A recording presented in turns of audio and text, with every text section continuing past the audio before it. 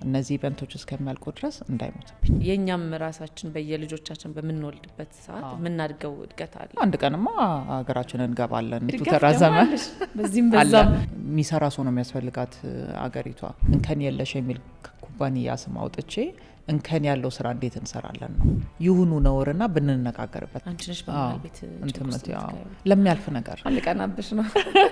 አይ ቲንክ በሁለት ወር አንዴ በጭንቅላቴ ፈትቼዋለሁ። በቃኝ ይሄ ነገር በቃ።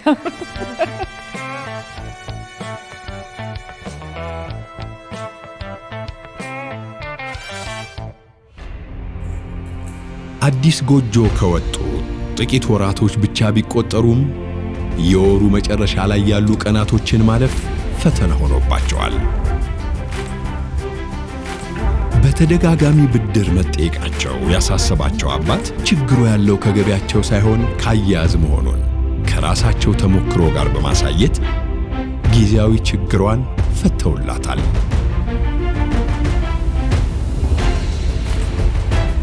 ደንበኞች ደንበኛ ብቻ ሳይሆኑ ቤተሰቦቻችን ናቸው ብሎ የሚያምነው ባንካችን ሁሉን በአንድ ባቀፈው ዳሽን ሱፐር አፕ በጀትን ለማስተዳደር የሚረዳውን በጀት የሚለውን አማራጭ በማቅረብ የዘላቂ መፍትሄው አካል ሆኗል።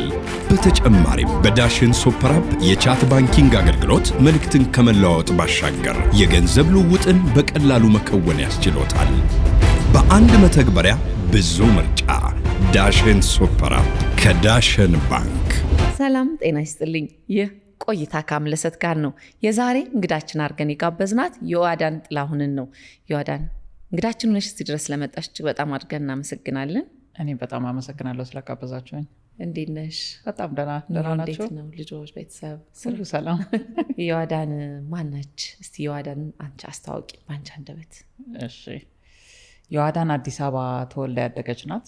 ለቤተሰቦቼ እኔ ብቻ ነኝ ሴት። ሰው ድንቅዬ ነበርኩኝ ስናደግ። ሁለት ወንድሞች አሉኝ።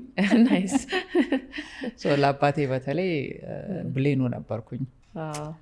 ሰው ታላቅ ወንድም አለኝ፣ ታናሽም ወንድም አለኝ። ሊሴ ተምሬ ወደ አሜሪካን ሀገር ለትምህርት ቀጥዬ ቤተሰብ መስርቼ ከዛ ወደ አዲስ አበባ ተመለሰን። አሁን እኔም ደርሶኝ የሶስት ወንዶች እናት ነኝ እና ፍሎለስ የሚባል ኢቨንት የሚያዘጋጅ ድርጅት መስርቼ እዚህ እየኖርኩ ነው ያለሁት። በጣም ደስ ይላል። ባጭሯ በደንብ ረጅም የህይወት ጉዞሽን ነገርሽን፣ ግን እድሜም ረዘም መስላል። አሁን በጣም ረጅም ይሆናል ብዬ ነው። ወደኋላማ እንመልስሻለን። ሁልጊዜ ያው ወደኋላ መለስ ብለሽ ህይወትሽን ስታዩ ብዙ ነገር ያሳይሻል። መስታወት ነው በቃ። መጣሽውን መንገድ ስታይ ነው ዛሬ የምታመሰግኘው አይደል? እውነት ነው። ሰው ዮአዳንን ትንሽ ሆና ምን አይነት ልጅ እንደነበረች ትንሽ እስቲ አጫውችንና ትዝ ካለኝ ስለገፋ ቤተሰብም እኮ ይነግርሻል አይደል? የምባለው ዝምተኛ ነበርሽ? አዎ ዝምተኛ፣ ትንሽ ፈሪ። ታላቅ ወንድሜ በጣም ቀልቃላ ስለነበረ እሱ ሲቆጡትና ሲገርፉት ስለማይ እኔ ደግሞ ቀዝቀዝ ብዬ ነው ያደግኩት። ትምህርት ላይ ብዙም ጠንካራ አልነበርኩም። አትወጂም ነበር? ብዙም አይገባኝም ነበር። ሊሴ ነበር የተማርኩትና በትግል እንዳሳለፍኩት ትዝ ይለኛል። ከጎረቤቶቼም የሊሴ ተማሪዎች ነበሩ፣ እነሱ የሚያግዙኝ ነበር። ቤት ውስጥ የሚያስጠና ተቀጥሮልኝ ነበር። እሱ ሁሉ ድጋፍ እያለኝ ግን ምን እንደሆነ አላውቅም፣ ብዙም ሳይጠልቀኝ ነው ብቻ በሰላም ጨርሻለሁ። አስተማሪዎችም ምንም በቃ ክፍል ውስጥ ሰውነቷ አለ እንጂ እሷ የለችም ስባል ትዝ ይለኛል እውነት።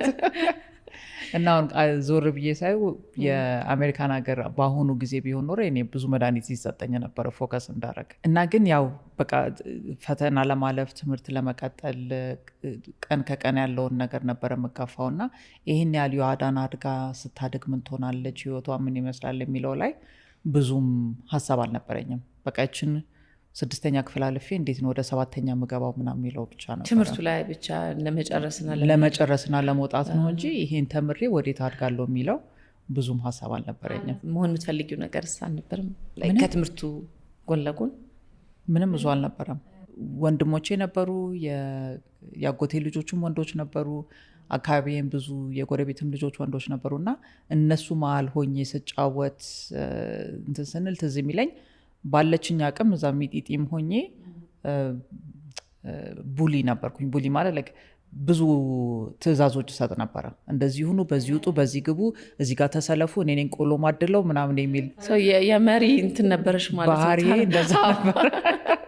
አንዳንድ ሰው ታሰቃይኝ ነበር ይላል። እሺ በታለን ከታየ እሱ ውስጥ የነበረ በፊትም ጨዋታም ስንጫወት እኔ ነኝ ቆይ እንትና እንደዚህ መጀመሪያ ይጀምር፣ እሱ ይቀጥል፣ እሷ እንደዚህ ትሆን ምናምን የምለውና እሱ አሁን ዞር ብዬ ሳየው አሁን ያለሁበትንም የስራ መደብ ጋር ሳስተያየው ከበፊትም ውስጤ የነበረ ነገር እንደሆነ ይሰማኛል።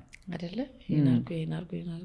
ኦርደር ሰጥቶ ሰውን አስተካክሎ ምናምን ማስኬድ በተፈጥሮ የሚገኝ ነገር ነው። ግን እንደዚያ ነገር ዞር ብለሽ በደንብ ስታስቢው ካልሆነ በስተቀር እንደ ሌላ ሰው ብዙ ወንድሜ ኢንጂኒር መሆን ነው የምፈልገው ብሎ ኢንጂኒር ሆነ፣ የሚፈልገውን ሆነ እንያቀ ነበረ መሆን የሚፈልገውን እና አንዳንድ ሰው ሰሚ ደስ ይልሻል ላይክ ሎየር መሆን ነው የምፈልገው ብሎ ሲሆኑ ምናምና እንደዚህ አይነት ህልም አልነበረኝም። ምን እንደመሆን ምንም ህይወቴ የት ጋር ትደርሳለች የሚለውን ብዙም አያስጨንቀኝም ነበር፣ ማስበበትም አላቅም ነበር። ግን እንደዚህ አሁን ስጠየቅና ወደኋላ ሄጄ ይሄ ባህሪ ከየት መጣ የሚለውን ራሴን ስጠይቅ ከድሮ ጀምሮ ትንሽ ቁጭ የምትል ነገር እንደነበረች ይሰማኛል።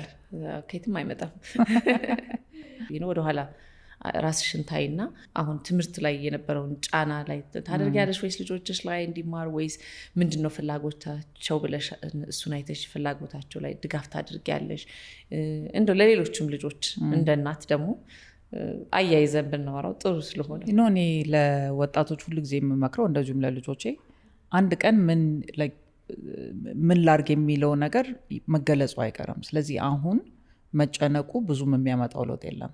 አሁን ምን ላጥና፣ ግሬዴ እንደዚህ ሆነ፣ ሳድግ ምን እንደምሆን አላቅም ምናምን ሲባል እኔ ወደ ቢዝነስ አለም ስገባ ስንት ዓመት የነበረ 27 28 ኢቨንት እንደምወድ ስረዳ ማለት ነው። ከዛ በፊት ተቀጥሬ ሰራው ህይወት ይቀጥላል አይደለ? ዛሬ ነገ ስትዩ ይሄ በልጅነቴ ምን እንደመሆን ካላወቅኩኝ ሳድግ ምንድነው መሆኑ ምናምን የሚለው ዛሬ ካልተገለጸልኝ ግዴታ የወደፊት ኑሬ ይበላሻል ማለት አይደለም።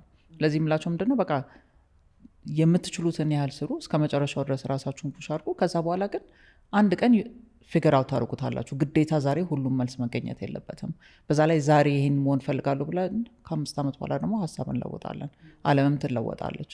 ስለዚህ ለእኔም ልጆች ለሌሎችም ትምህርት እንደዚህ አሁን የልጆች የትምህርት ቤት ሄጄ አንዳንድ ተማሪዎች ሳገኝ ሲጨናነቁ ሳያቸው ገና በዚህ እድሜያችሁማ ምንም በ17 በ18 ዓመት የዛሬ 10 ዓመት አለም ምን እንደምትመስል በማናቅበት መሀል ላይ ዛሬውኑ ምን ማጥናት እና ምን ወደፊት መሆን እፈልጋለሁ ብላችሁ እሱ ነገር አያስጨንቃችሁ። that's my thing።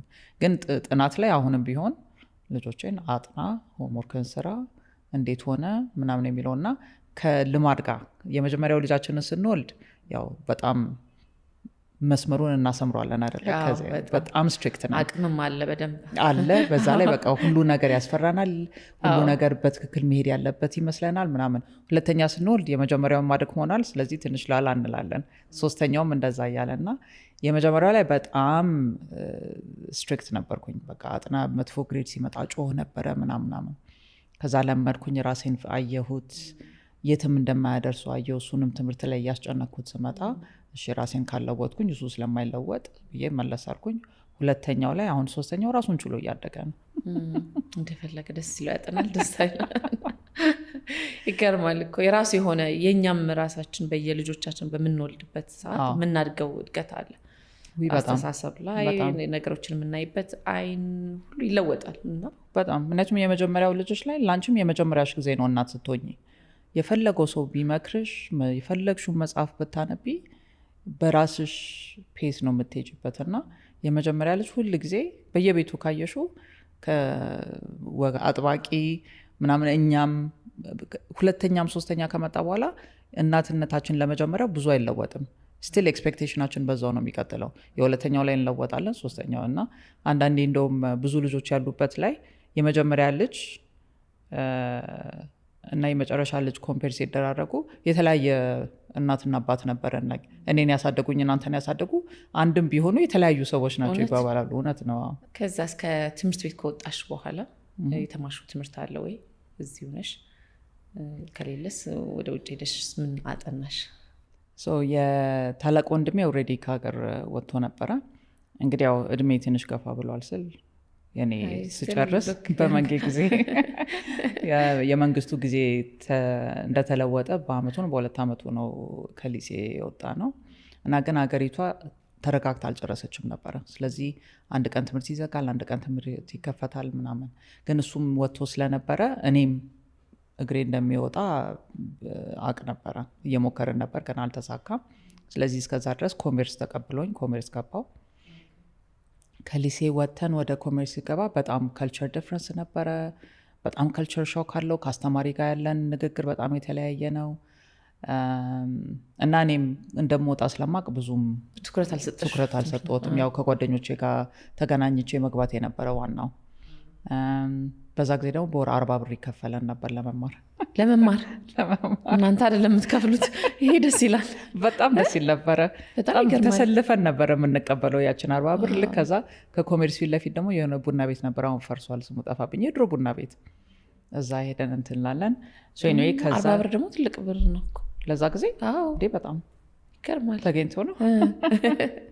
ከዛ ተሳካልኝ አሜሪካን ሀገር ቪዛ መጣ ለትምህርት። ጨርሰሽ ነው ሳጨርሽ ነው? 6 ወር እንደተማርኩ አካባቢ ከዛ በኋላ ወጣው። ግን ያኔም የውጭ ሀገር አፕሊኬሽን ስናስገባ ዩኒቨርሲቲ ለመግባት እንዳልኩሽ እንደዚሁ ወደፊት ህይወት ምን ሊመስል ይችላል፣ ምን ላጥና ምን ልሁን የሚለው ብዙም አላስብበትም ስለነበረ እናቴ ናት የወሰነችልኝ። ኢንተርናሽናል ቢዝነስ ማኔጅመንት የምታጠኘው አለችኝ። በጣም ወደድኩት ታይትሉን። ያው እንግሊዘኛም እችላለሁ፣ አማርኛና ፈረንሰኛ ኢንተርናሽናል መሆኑ ሰንስ ይሰጣል። ቢዝነስ ማጥናቱ ዋይናት። እንደውም በእኛ ጊዜ ብዙ ቢዝነስ እያየን አላደግንም፣ ሶሻሊስት እንትን ስለነበረ። በቃ እሷ ብላኛለች፣ ጥሩ ሀሳብ ነው። እኔ የራሴ ሀሳብ ስለሌለኝ እሷን ተቀብዬ እሱን ለማጥናት ወደ አሜሪካን ሀገር ሄድኩኝ። አሜሪካን ሀገር ከሄድሽ በኋላ ከባድ ፈተና የምትዩ ወይ ደግሞ ያስቸገረሽ ነገር ምን ነበር? የመጀመሪያው ዓመት በጣም ከባድ ነበረ። እዚህ ብዙም ሳናይ ነው ያደግነው። በቤተሰባችን ደግሞ ታቅፈን ነው ያደግነው። ለማሞላቀቅም ኦፖርቹኒቲ ባይኖራቸው እንኳን ሁሉ ነገር የተሟላበት ቤት ነው ያደግኩት። ስለዚህ ራሴን ችዬ ባንክ ባላንስ አድርጌ የራሴን ምግብ ሰርቼ ምናምን ኖሬ አላቅም። ከእናትና አባቴ ቤት ወጣው፣ እነሱ ሲያሳድጉኝ ነበረ። ከዛ በኋላ አሜሪካን ሀገር ስሄድ ነው አፓርትመንት ውስጥ ነበር የገባሁት። የዛው ሀገር ነዋሪ ሩሜት ነበረችኝ። ግራ ገባኝ። ባንክ ላይ ገንዘብ $5 ማውጣት ራሱ ይጨንቀኝ ነበረ። በቃ ገንዘቡ አለቀ፣ ምን ልሆን ነው? ተነስቼ ጠዋት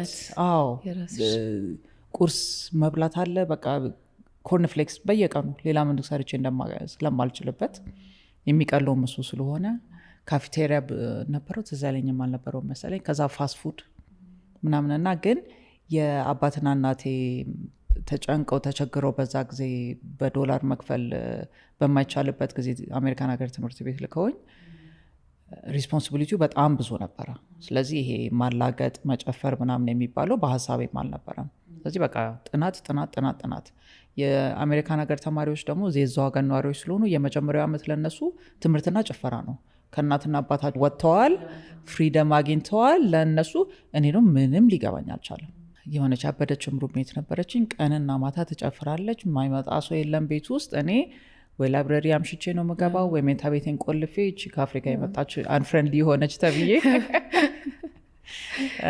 ግን በቃ ትናንሹ ነገር ነው። ግራም ጸጉሬ መስራት አልችልበትም ነበረ። በዛ ጊዜ ነው በጣም ብዙና ረጅም ነበረና ጸጉር ቤት የፈረንጆች ቤት ነው አብዛኛው። እነሱ ደግሞ የኛን ጸጉር እንደዚህ ነኩትና ምን እንደሚያደርጉት ግራ ይገባቸዋል። ብዛቱ አለ። በዛ ላይ የሄድኩበትም ኔብራስካ ስለነበርኩኝ ይሄን ያህል ብዙ ጥቁሮችም የራሳቸው ኮሚኒቲ ያላቸው፣ እኔ ደግሞ እሱን ልዩነቱንም ብዙ አላውቀው ስለነበረ ጸጉር ቤት ሳይ ዘው ብዬ ገባና ነካ ያደረጉትና የትኛውን ኮንዲሽነር እንደሚጠቀሙ ማያውቁት ምናምን። ኤኒዌይ ጊዜ ያልፋል። አመቱ እንደምንም ታሽቶ አለፈ። በዛ ጊዜ ደግሞ የሶሻል ሚዲያ የለም። ደብዳቤ ነው የምንጽፈው። ለሁሉም ለጓደኞቼም ስጽፍ ነው ሞለው። ለአንድ ቤስት ፍሬንድ ጋማ 20 ገልጽ ነበር የምንጻጻፈው። ጽፋለሁ ከአንድ ወር ተኩል በኋላ የምታወሩት ዛሬ ተነሳው፣ ከዛ አለቀስኩኝ። እዚህ ጋር እምባዬ ይታይሻል፣ በጣም ደብሮኛል፣ አልወደድኩትም ምናምን በቃ ላይክ ኤቭሪቲንግ።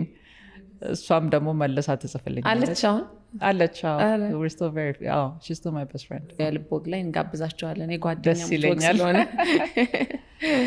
ያ የመጀመሪያ ዓመት በጣም ከባድ ነበረ ቤተሰቦች ጋር መደወል ስፈልግ ኮሌክት ኮል ያሁኑ ልጆች ምን እንደሆነ የሚያውቁት አይመስለኝም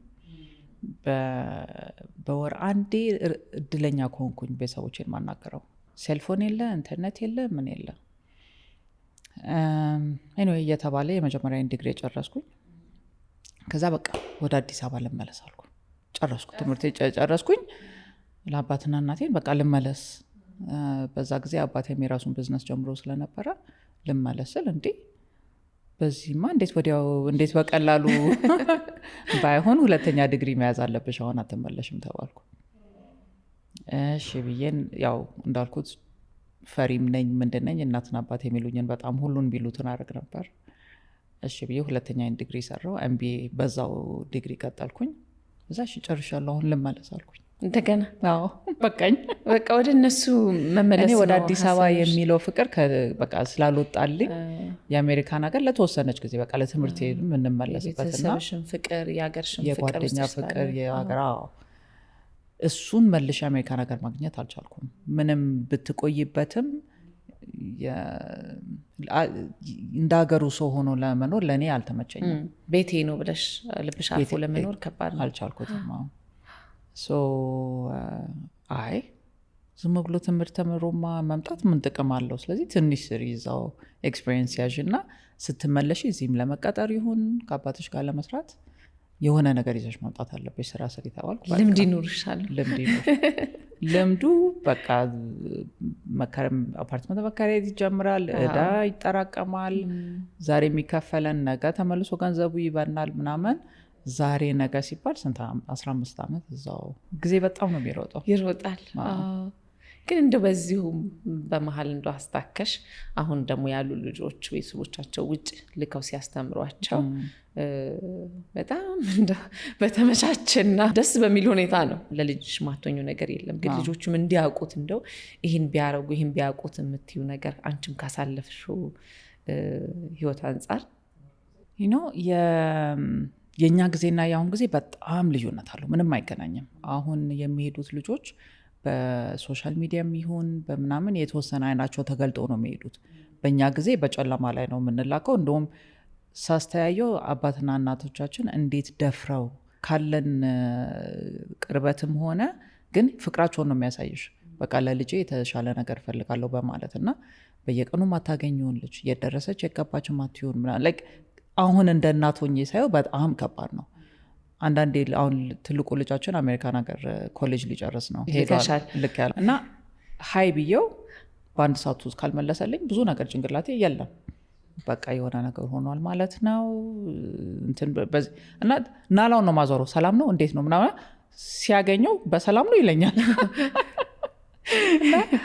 ሁሉ ጊዜ አስባለሁ ማግኘት በዛ ጊዜ ቢሆን ኖሮ እንዴት አሳለፉት እናትና አባታችን ነው የሚለውን እንደ ምክር ልስጠው እንጂ እኔም ፉል ያድርጌዋለሁ ለማለት ሳይሆን እንዲህ ብንሆን ትምህርት እንደጨረሱ ነው አይደል በአብዛኛው ጊዜ የሚላኩት ብዙም ኤክስፔሪየንስ የህይወት የላቸውም እንግዲህ የሁሉም ልጅ አይደለም የተወሰነ ሶሳይቲ ላይ ቀጥታ ከሃይ ስኩል እንደጨረሱ እዛ ስንልካቸው አንደኛ ትምህርት ቤቱ ማያዘጋጇቸው ብዙ ነገር አለ ገንዘብ ምን ማለት ነው የገንዘብ ቫልዩ ምንድን ነው ራስን ችሎ መኖር ምን ማለት ነው ቀንና ማታ እናትና አባት ሆምወርክ ሰራ እንደዚሁም አስተማሪዎችም ሆምወርክ ይታለ ምናምን በማይሉበት ኤንቫይሮንመንት ላይ ራስ ችለህ ኑር ሲባል አንድ ልጅ ምን ማለት ነው እንዴት ነው ካሌንደሩን ኦርጋናይዝ ማድረግ ያለበት ጓደኛ እንዴት ነው የሚመረጠው ምክንያቱም እዚህ በተወሰነ ደረጃ ኮንትሮል እናደርጓለን ከማጋ ነው ያለው ከማጋ ነው እዛ ሲሄዱ እንደ አዲስ ነው ህይወት የሚመሰርቱትና እንዴት ነው ጓደኛ የሚመረጠው እና ብዙ ተምፕቴሽን አለ እንደምታገኙ ጓደኛ ወይ ወደ መጥፎ ወይ ወደ ጥሩ ይወስድሻልና እሱን ችለን ከትምህርት ቤት ውጭ ማስተማር የምንችላቸው ነገሮች ቢኖሩ በተለይ ሪያሊስት ይሄ I think the value of money ምን ማለት ነው ገንዘብ የቤተሰቦችንም ይሁን የራሴንም ገንዘብ ይዤ እንዴት ነው የፈለኩትን ነገር እያዘዝኩ ነው። አጠቃቀም የሚለውን ሴቭ ማድረግ የሚለውን ኢንቨስት ማድረግም ቢሆን ከቤት ብናስተምራቸው። ምክንያቱም የሚገርመው ያው የእኛ ሀገር ትምህርት ቤቶች ኦፍኮርስ ማትስ፣ ፊዚክስ፣ ሳይንስ ምናምን እናጠናለን እንጂ ይሄ ዴይ ቱ ዴይ ላይፍ ምን ይመስላል የሚለውን አያዘጋጇቸውም። እንደ ቤተሰብ ግን የሚጎለን ምንድን ያየሁት በእኔም አካባቢ ማየው እሱን እኛም እንደ ቤተሰቦች አናደርገውም። ስለዚህ የቱ ጋር ይማሩት እነዚህ ልጆች? ትምህርት ቤት ከገቡ ኮሌጅ ርቀውን ከሄዱ በኋላ ወይ ከጓደኞቻቸው ይማራሉ ወይ ከራሳቸው ጥፋት ይማራሉ። ግን የተወሰነ ቤዚክ እንኳን እጃችን ውስጥ ባሉበት ሰዓት እያስተምራናቸው ብንሄድ አይ ቲንክ ቤዚክ ላይፍ ስኪልስ የሚለውን ነገር ማስተማር መቻል አለብን። እዚሁ ላይ ደግሞ እኔም ስጨምር ደግሞ ጓደኛ ተከትሎ ጓደኛ የሚያደርገውን ነገር ከማድረግ ይልቅ የራስ መንገድ መፈለግ። ሁላችንም አመጣጣችን ስለሚለያይ የራሳችን መንገድ ክሬት ብናደርግ ልክ የሚሆነው ያ ነው ብዬ አስባለሁ። እውነት ነው። የራሳቸውን ጭንቅላት የራሳቸውን ልብ ትርታ እንዲያዳምጡ ማድረግ ምንድነው። አሁን የስልክ እንበላውን ለምሳሌ እኔ እስከተወሰነ እድሜ አልፈቅድም። እንግዲህ እንደሚማሩበት ኤንቫይሮንመንት እና ካለው ጓደኞቻቸው እንዴ ጓደኛ እኮ አለው ሁሉ ሰው ክፍሌ ውስጥ አለው እኔ ብቻ ነው የሌለኝ ሲል ወይ አባብዬ እሺ በቃ ብዬ መስጠት እችላለሁ፣ ወይ ደግሞ ኖ በቃ የኛ ቤት አይፈቅድም እና እሱ ላይ እኔ ጫንላለሁ። ባለቤቴ ያሳዝኑታል። በቃ እንዴ ለሞራላቸው ጥሩ አይደለም ምናምን። ግን አይ ቲንክ ያኔ ነው የምንጀምረው አይደለ? ያንተ ነው የኛ ቤት። እኔ ጋም የስልክ ነገር ይመጣል። እንትና እኮ አላቸው እኛ እንደነሱ አይደለም የምንኖረው፣ የራሳችን መንገድ አለ። ሁሉም ያደረገውን ካደረግን ምንድን ነው ልዩነታችን? ማለቂያ ደግሞ የለውም ኮምፒቲሽኑ። ዛሬ ይሄ ስልክ ነው፣ ከዛ ስልኩ አፕግሬድ ይደረጋል፣ ከዛ ደግሞ ይሆናል እነሱ እዚህ ቫኬሽን ሄዱ እኛ ምንትን። ስለዚህ ሁሉን ነገር የምንላቸው ከሆነ እነዚህ ልጆች መቼ ነው አንደኛ ኖንም ማወቅ መቻል አለባቸው፣ በአቅም መኖር የሚለውንም መማር መቻል አለባቸው። እና በተቻለ መጠን እንደ አባትና እናት የቤታችንን ህግ የቤታችን ብለን መስመር ካላሳመርንበት አሁን ባለው ፕሬሸር እና ሶሻል ሚዲያ ላይ በሚታየው ምናምን በጣም ከባድ ነው። ደስታቸውንም መጨረስ ነው እውነት ለመናገር። ሁሉ ነገር ስትያቸው ደስታቸው ያልቃል። የሚጓጉበት የሚፈልጉት ነገር ሁሉ ያልቅና ለምንድን ነው ታዲያ ምኖረው ወደሚለው ነው የሚሄዱት። እና ሁሉን ጭርስ አድርጎ አለመስጠት ይጠቅማል እንጂ አይጎዳም። አይ አግሪ እስማማለሁ። ምን ተማርሽ እዛ? ምን አጠናሽ? አሜሪካን ሀገር ቢዝነስ ነው ያጠናሁት። ሰራሽበት? ተቀጠርኩበት። ስንት ዓመት ሰራሽ? ስንት ዓመት ሰራሁ? የመጀመሪያ ዲግሪን ስጨርስ አልሰራሁም። ቀጥታ ወደ ሁለተኛ ወደ ኤምቢኤ ገባሁ።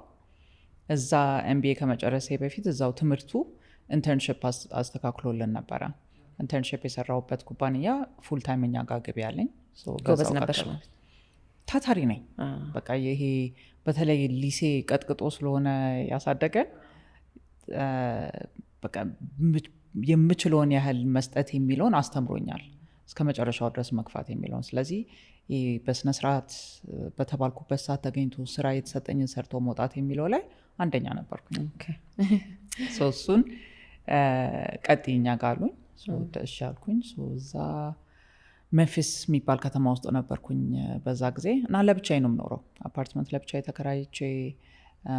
በዛ ጊዜ አብራኝ ያደገችው ጓደኛዬም አሜሪካን ሀገር መታ ነበር። እሷ ግን ወደ ፔንሲልቬኒያ አካባቢ ነበረች እና አሁን ከደብዳቤ መጻጻፍ አልፈን እንደዋወል ነበረ እና በቃ ይሄ ኑሮ አንድ ላይ መቼ ነው የምንሆነው፣ እስከ መቼ ነው ተለያይተን የምንኖረው ምናምን የሚለውን እያወራን፣ እሷም ትምህርቷን ስትጨርስ እኔ ኦልሬዲ እየሰራው ስለነበረ በቃ መጀመሪያ እኔም ሌላ ስራ ልፈልግ፣ አንቺም ስራ ፈልጊ፣ መጀመሪያ ስራ የሚያገኝ ሰው ያችኛዋ ደግሞ ትከተላለች ተባባለን።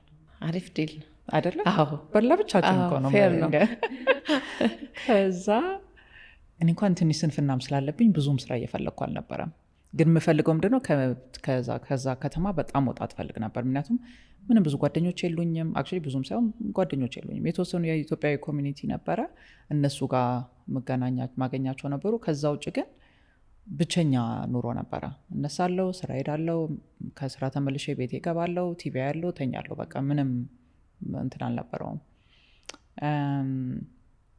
ቅዳሜና እሁድ ላይብረሪ ሄጄ ቀኑ ሙሉ ወይ ቡክስቶር ነበር እንደውም እዛ ቁጭ ብዬ ቡና እየጠጣው መጽሐፎች አንብቤ ቤት እመለሳለሁ እና ሎንሊ ነበር በጣም። ስለዚህ ከስራውን ቢኖር ገንዘቡም ደህና ይከፈለኝ ነበር፣ ግን መውጣት በጣም ፈልግ ነበረ። ከዛ ልጅነት ደስ ይላል። እሷ ስራ አገኘች፣ ዲሲ ስራ አገኘች፣ አሸነፈች። አሁን በቅርብ ነው ደሞ ከባለቤቴ ጋር ስናወራት እዚያ ያለኝ በቃ ጠቅልዬ ሙቭ አደረኩኝ ያለ ምንም ስራ የሚከፈለኝን ስራ ትቼ። ደስ የሚሉ እንዳልኩሽ ያኔም ቢሆን ብዙ ከቤተሰቦች ጋር ስለማልደዋወል ደውዬ ፍቃድ መጠየቀውም ሰው አልነበረም። በቃ የአድጌ ጨርሻለሁ ዲሲዥን እና አሁን እያሰብኩት ልጄ እንደዛ አላርግ ቢለኝ ይገለዋለሁ። እና የልጅነት ዲሲዥን ብለን እናልፈዋለን። እሷ ስራ አገኘች፣ እኔ ቀይን ጠቅልዬ ወደ ዲሲ ሙቭ አደረኩኝ። መተኛ ጀመርኩ ማለት ነው። ምክንያቱም በዛ ጊዜ እንዳልኩት ብዙም ኢንተርኔት አሁንም የለም። ስራ ከየት ነው የሚፈለገው? አይ ዶንት ኖ። ላይብራሪ ትንሽ ሄጄ ኦንላይን የተወሰነ ነበር። አዎ ከዛ ብዙም አልሞክርም። ተመልሼ ሄጄ ቤት እተኛለሁ። ግን አትሊስት ጓደኛዬ ጋር ገባሁ። በቃ እሱ ነው ደስ ያለኝ። ብቸኝነትሽ አትሊስት ብቸኝነት ሰው አፓርትመንት አንድ ላይ ተከራየን፣ አንድ ላይ መኖር ጀመርን። አንዳንዴ ጠዋት ተነስቼ እሷን ቢሮ አድርሻ ትመለሳለሁ። አንዳንዴ እንደውም አልነሳ መላትና በራሷ ትሬን ይዛ ትሄዳለች። ግን ለብቻዬ ለብዙ አመት ስለኖርኩኝ ከሰው ጋር መኖር የሚለው ራሱ ትንሽ ጊዜ ፈጀብኝ። ምክንያቱም እዛ ሲሆን ወይ ፒዛ ገዝቼ ቤቴ ከገባው ቲቪ ፊት ቁጭ ብዬ ለብቻዬ ነው በልቼ ተመልሼ የምተኛው። አሁን እዚህ እሷ ደግሞ ጎበዝ ናት ምግብ ስትሰራ። እኔ ድሮም ሰነፍ ነኝ፣ ያኔም ሰነፍ ነበርኩና እሷ ለሁለታችን ብላ ምግብ ሰርታለን ስቴክ ምናምናም ትሰራለች። ይዤ ቲቪ ፊት ለብቻዬ ቁጭ ብዬ መብላት ጀምራለሁ። እና ምን ነካሽ ትለኛለች። በስነ ስርዓት ጠረጴዛ ላይ ቁጭ ብለን ለምንድን ነው አንድ ላይ ማንበላ? እንደ እሱም አለለካ ይሄ ኮሚናል ሊቪንግ የሚለው ላይ እንደ አዲስ ኢንትሮዲስ መደረግ ነበረብኝ። እና አሁንም ስታወራ ትስቃለች። በጣም ጤነኛ አልነበርሽም የለመድሽውና ምን ታረጊ? እዚህ አሁን ከቤተሰብ ጋር ምናምን ለምደሽ ከዛ ብቸኝነቱንም ትለምጃለሽ። ከዛ ደግሞ ተቀላቂ ከሰው ጋር ስትባይ እሱም ይከብዳል። መንፊስ ማቃቸው ኢትዮጵያኖች ነበሩ። እነሱ ቢዝነስ ከፍተው ነበረ ቨርጂኒያ። እነሱ ቀጠሩኝ እንጂ ስራ ፈቶኝ የምኖር ይመስለኝ ነበረ። ይሄ ከድሮ ጀምሮ ምን ማድረግ ነው የምፈልገው፣ ምንድነው መስራት የምፈልገው፣ ምንድነው ማጥናት፣ እሱ ነገር በቃ እንደ ሌዚነስ ሆኖ ውስጤ ቀርቷል። ፑሽ አድርጌ እንትን አላረግም ነበረ እና ተመስገን። ወይ ተጨንቆ ምንም ነገር እንደማይገኝ ስለምታውቂ ስለገባሽ ይሁን አይዶን ነው ምን እንደሆነ የሆነ የገባሽ ነገር እኮ ይኖራል። ወድቄ አልወድቅም የሚል እንትን ነው በቃ ቢበዛ ሀገር ይገባለው ነው መሰለኝ። ሰው ከእሷ ጋር አንድ ላይ የኖርን በጣም ጥሩ ጊዜ እናሳልፍ ነበር። እነሱም ቀጠሩኝ፣ እዛ ገባው። ትንሽ የነበረች ደሞዟ ግን አትሊስት ሬንቴን መክፈል እችላለሁ፣ በቃ የቤንዚን መክፈል እችላለሁ ምናምን በሚለው አሁን ደግሞ ሌላ ፌዝ የኑሮ ተጀመረ ማለት ነው። የትምህርት ስትረሱ አልቋል፣ ራሳችንን ችለናል፣ አደልት የሆነን ይመስለናል። ይሄኛው እንግዲህ አሁን የ20 ዓመት ውስጥ ገብተናል። 23 22 21 እንደዛ ነገር ነው። ስትል እኮ ልጆች ነን በጣም በእኛ ልጆች አድርገን አሁን ደግሞ ስናስብ በቃ ስራ መውጣት፣ ከጓደኞች ጋር መገናኘት። ዲሲ ደግሞ ሞቅ ያለ ነው፣ ኢትዮጵያኖች በየቦታው ይገኛሉ። የመጀመሪያ ቦይፍሬንድ ይዣለው። በቃ ኑሮ this is life በሚለው እንትናለን። ከዛ ከቨርጂኒያ ሙቭ አድርገን ወደ ዲሲ እንደገና ተከራይተን ኑሮ ቀጠልን ከጓደኛዬ ጋር። ከጓደኛሽ አንድ ላይ ነው እኔ እና እሷ በቃ ማፕ አውጥተናል። አንድ ላይ ነው የምናረጀው፣ አንድ ላይ ነው እንትን የምንለው። ለወንድ ጓደኛ ትመቹ ማለት ነው። ቦታ ማልሰጣን አነፈች። አቃቂር እናውጣለን። አይ እሱ ምናምን እየተባባልን አፕሩቭ ካልተደረገ በሁለት ሰው ነው የሚታየው። በጣም ከባድ ነው። ከዛ ሌላ ሶስተኛ ጓደኛችንን ሙቭ አደረገች፣ እሷም እኛ ጋር ገባች። በዛ መሀል አሁን ባለቤት የሆነውን ተዋወቅኩኝ። እዛን ጊዜ ረጅም ጊዜ ነው። የ1 ዓመት ልጅ አፍረተናል። ረጅም ጊዜ ነው። ደስ ይላል። ከእሱ ጋር ኑሮ ልንጀምር ስንል የመጀመሪያችን ላይ ሆነ ማለት ነው ከእሷ ጋር እና ደግሞ ይሄኛው ደግሞ ለየት ያለ ነው አይደል? ከልጅነት እያለሽ ለትምህርት ስትለያየ የተለየ ነገር ነው። ይሄ ግን የራስሽን ኑሮ ደግሞ ስትጀምሪ የተወሰነ ፕራይቬሲ ያስፈልጋል። እንደ በፊቱ ሁሉን ነገር ሼር አታደርጊም። የሆነ መስመር መፍጠር መቻል አለብሽ እና እሱ በጣም ቻሌንጂንግ ነበረ። ምክንያቱም ሁሉን ነገር ስናወራ ነው የኖር ነው።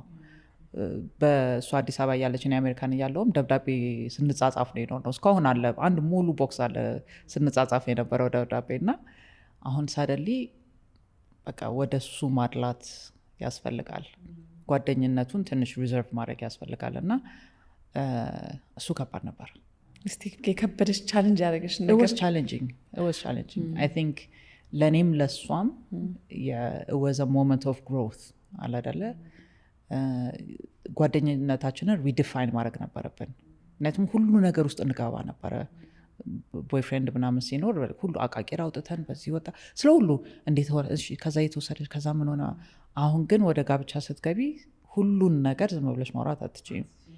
በዛ ላይ ደግሞ የመጀመሪያ ዓመት ጋብቻ ከባድ ነው አይደለ? የራሱ ቻሌንጅ እና ያንን ቻሌንጅ እንዳለ እዛ ሄጄ መዘርገፍ አልችልም። ሴቶች ነን ታውቂያለሽ፣ ወዲያው ሳይድ እንወስዳለን። ሬት አባቱ ምናምን ይመጣ ነው። ስለዚህ was a moment of growth። ወዲያው የመጀመሪያችን ልጅ ተወለደ፣ ወደ እናትነት ገባው። ምንን ማለት እንደሆነ አላውቅም ነበር። ከባድ ነበር እሱ። ከጓደኞቼ ህይወት ፉል ይወጣው ማለት ነው። እነሱ ስቲል ይገናኛሉ፣ ይጫወታሉ፣ ምን ይላሉ። እኔ ቤት መሆን አለብኝ ልጄ ለማሳደግ። ሁሉ ነገር ደግሞ አዲስ ነው አይደል? እናት ስትሆኚ ሰውነትሽ ባዳ ይሆናል፣ አስተሳሰብሽ እንትን ይላል። ከጓደኞቼ ሁሉ እኔ መጨረሻ ማገባው እኔ ነበርኩኝ። ስለ ወንድ ብዙም እንትን አለንም ነበር። ጋብቻ ምናምን ሲባል ኧረ በእናታችሁ ምናምን ምለው እኔ ነበርኩኝ። ቀድመሽ ተገኘሽ? መጀመሪያው ሆኜ ተገኘ ከማግባቴም ልጅ ወዲያ መውለዴ እና የነሱ ላይፍ ስታይሉ አልተለወጠም። በቃ ይወጣሉ፣ ይገናኛሉ፣ እንደዚህ ሆነ ትላንትና እንደዚህ ሆነን ከዛ ከሌሊቱ በዚህ ሰዓት ገብተን ምናምን ሲባል አፈልት ለፍታውት። አዲስ ጎጆ ከወጡ ጥቂት ወራቶች ብቻ ቢቆጠሩም የወሩ መጨረሻ ላይ ያሉ ቀናቶችን ማለፍ ፈተና ሆኖባቸዋል። በተደጋጋሚ ብድር መጠየቃቸው ያሳሰባቸው አባት ችግሩ ያለው ከገቢያቸው ሳይሆን ካያያዝ መሆኑን ከራሳቸው ተሞክሮ ጋር በማሳየት ጊዜያዊ ችግሯን ፈተውላታል።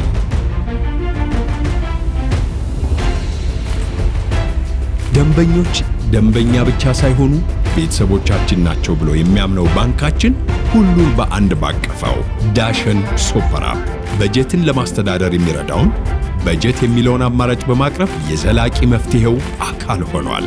በተጨማሪም በዳሽን ሱፐር አፕ የቻት ባንኪንግ አገልግሎት መልእክትን ከመለዋወጥ ባሻገር የገንዘብ ልውውጥን በቀላሉ መከወን ያስችሎታል። በአንድ መተግበሪያ ብዙ ምርጫ። ዳሽን ሱፐር አፕ ከዳሽን ባንክ። የፍቅር ህይወታችን ላይ እንዴት ተገናኙ የሚለው ከምንወደው ሰው ጋር የሁሉም ሰው አፉን ከፍቶ የሚሰማው ታሪክ ነውና ወደ ኋላ መልስሽና እንዴት ነበረ? አቶ ምዕራፍን ያገኘሁት። አቶ ምዕራፍ ጋር የነበረሽ ትውውቅ ምን ይመስላል? እሱ የራሱ ቨርዥን ሊኖረው ይችላል። የኔ ቨርዥን የራሴ ነው። አንድ ኮመን ጓደኛ አለን ሁለታችንም የምናውቀው። እሱም በራሱ ያውቀዋል፣ እኔም በራሴ ያውቀዋለሁ። እና እንዳልኩት ጭፈራ ቤታችን ሁል ጊዜ ነበረ ከጓደኛዬ ጋር። እና አንድ ፓርቲ ላይ ይዞት ይመጣል። እንግዲህ ወደኋላ ሄዶ ሲነግረኝ እሱ ነው ጨቅጭቆ ካልወሰድከኝ በእናትህ መታወቅ እፈልጋለሁ ምናምን ብሎ ነው የመጣው ማለት ነው። እና ያኔ ለምን ነበረ ለማራቶን ለመሮጥ ትሬን አደረግ ነበረ። ስለዚህ ያን ማታ ፓርቲውንም አድርጌ ባርቴንደር ነበርኩኝ እንትን ከዛ በሌሊት ተነስቼ ደግሞ ለማራቶን ትሬኒንግ ወጣለሁ። እና ያን ማታ የሆነ ከጓደኛ የተበደርኩት በጣም ትልቅ የማርቲኒ ብርጭቆ ነበረ፣ በጣም ትልቅ እና ፓንች አድርገንበታል። እና ይዞት ሲዟዟራ ያዋለሁ አላቆም ያን ያህል። እና አንተ ልጅ ይሄን ነገር ትሰብርብኛለህ አስቀምጠውለዋለሁ ላይክ ከተበድር ያመጣሁት ነገር ነው እና ዝም ብለሽ ስቶሪ ሄደሽ የምትገዢው ነገር አይደለም እና ይሰበርብኛል አለ። ያሾፋል። ኤኒዌይ ሰውን ሁሉ አስተናግጄ ምናምን እኔ በመሀል ተኛው። ጠዋት ሮጬ ተመልሼ ቤቱ ማስዳት ስጀምር አጣሁት ብርጭቆ። ወይ ጉድ! ያመጣውን ጓደኛዬ ጋር ደወልኩና ያ ጓደኛህ ወይ ብርጭቆን ሰብሮብኛል ወይ ይዞት ሄዷልና ንገረው እንዲመልስ ከወሰደው ስል አይ መመልሰው ከደወለችልኝ ነው ብሏል።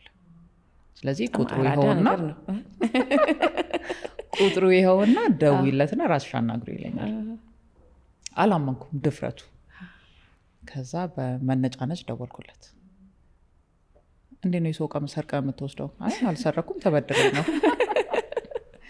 እሺ ይዘህ ተመለስ እቃውን፣ እራት አብረሽኝ ውጪና ከዛ በኋላ መልስልሻለሁ አለ።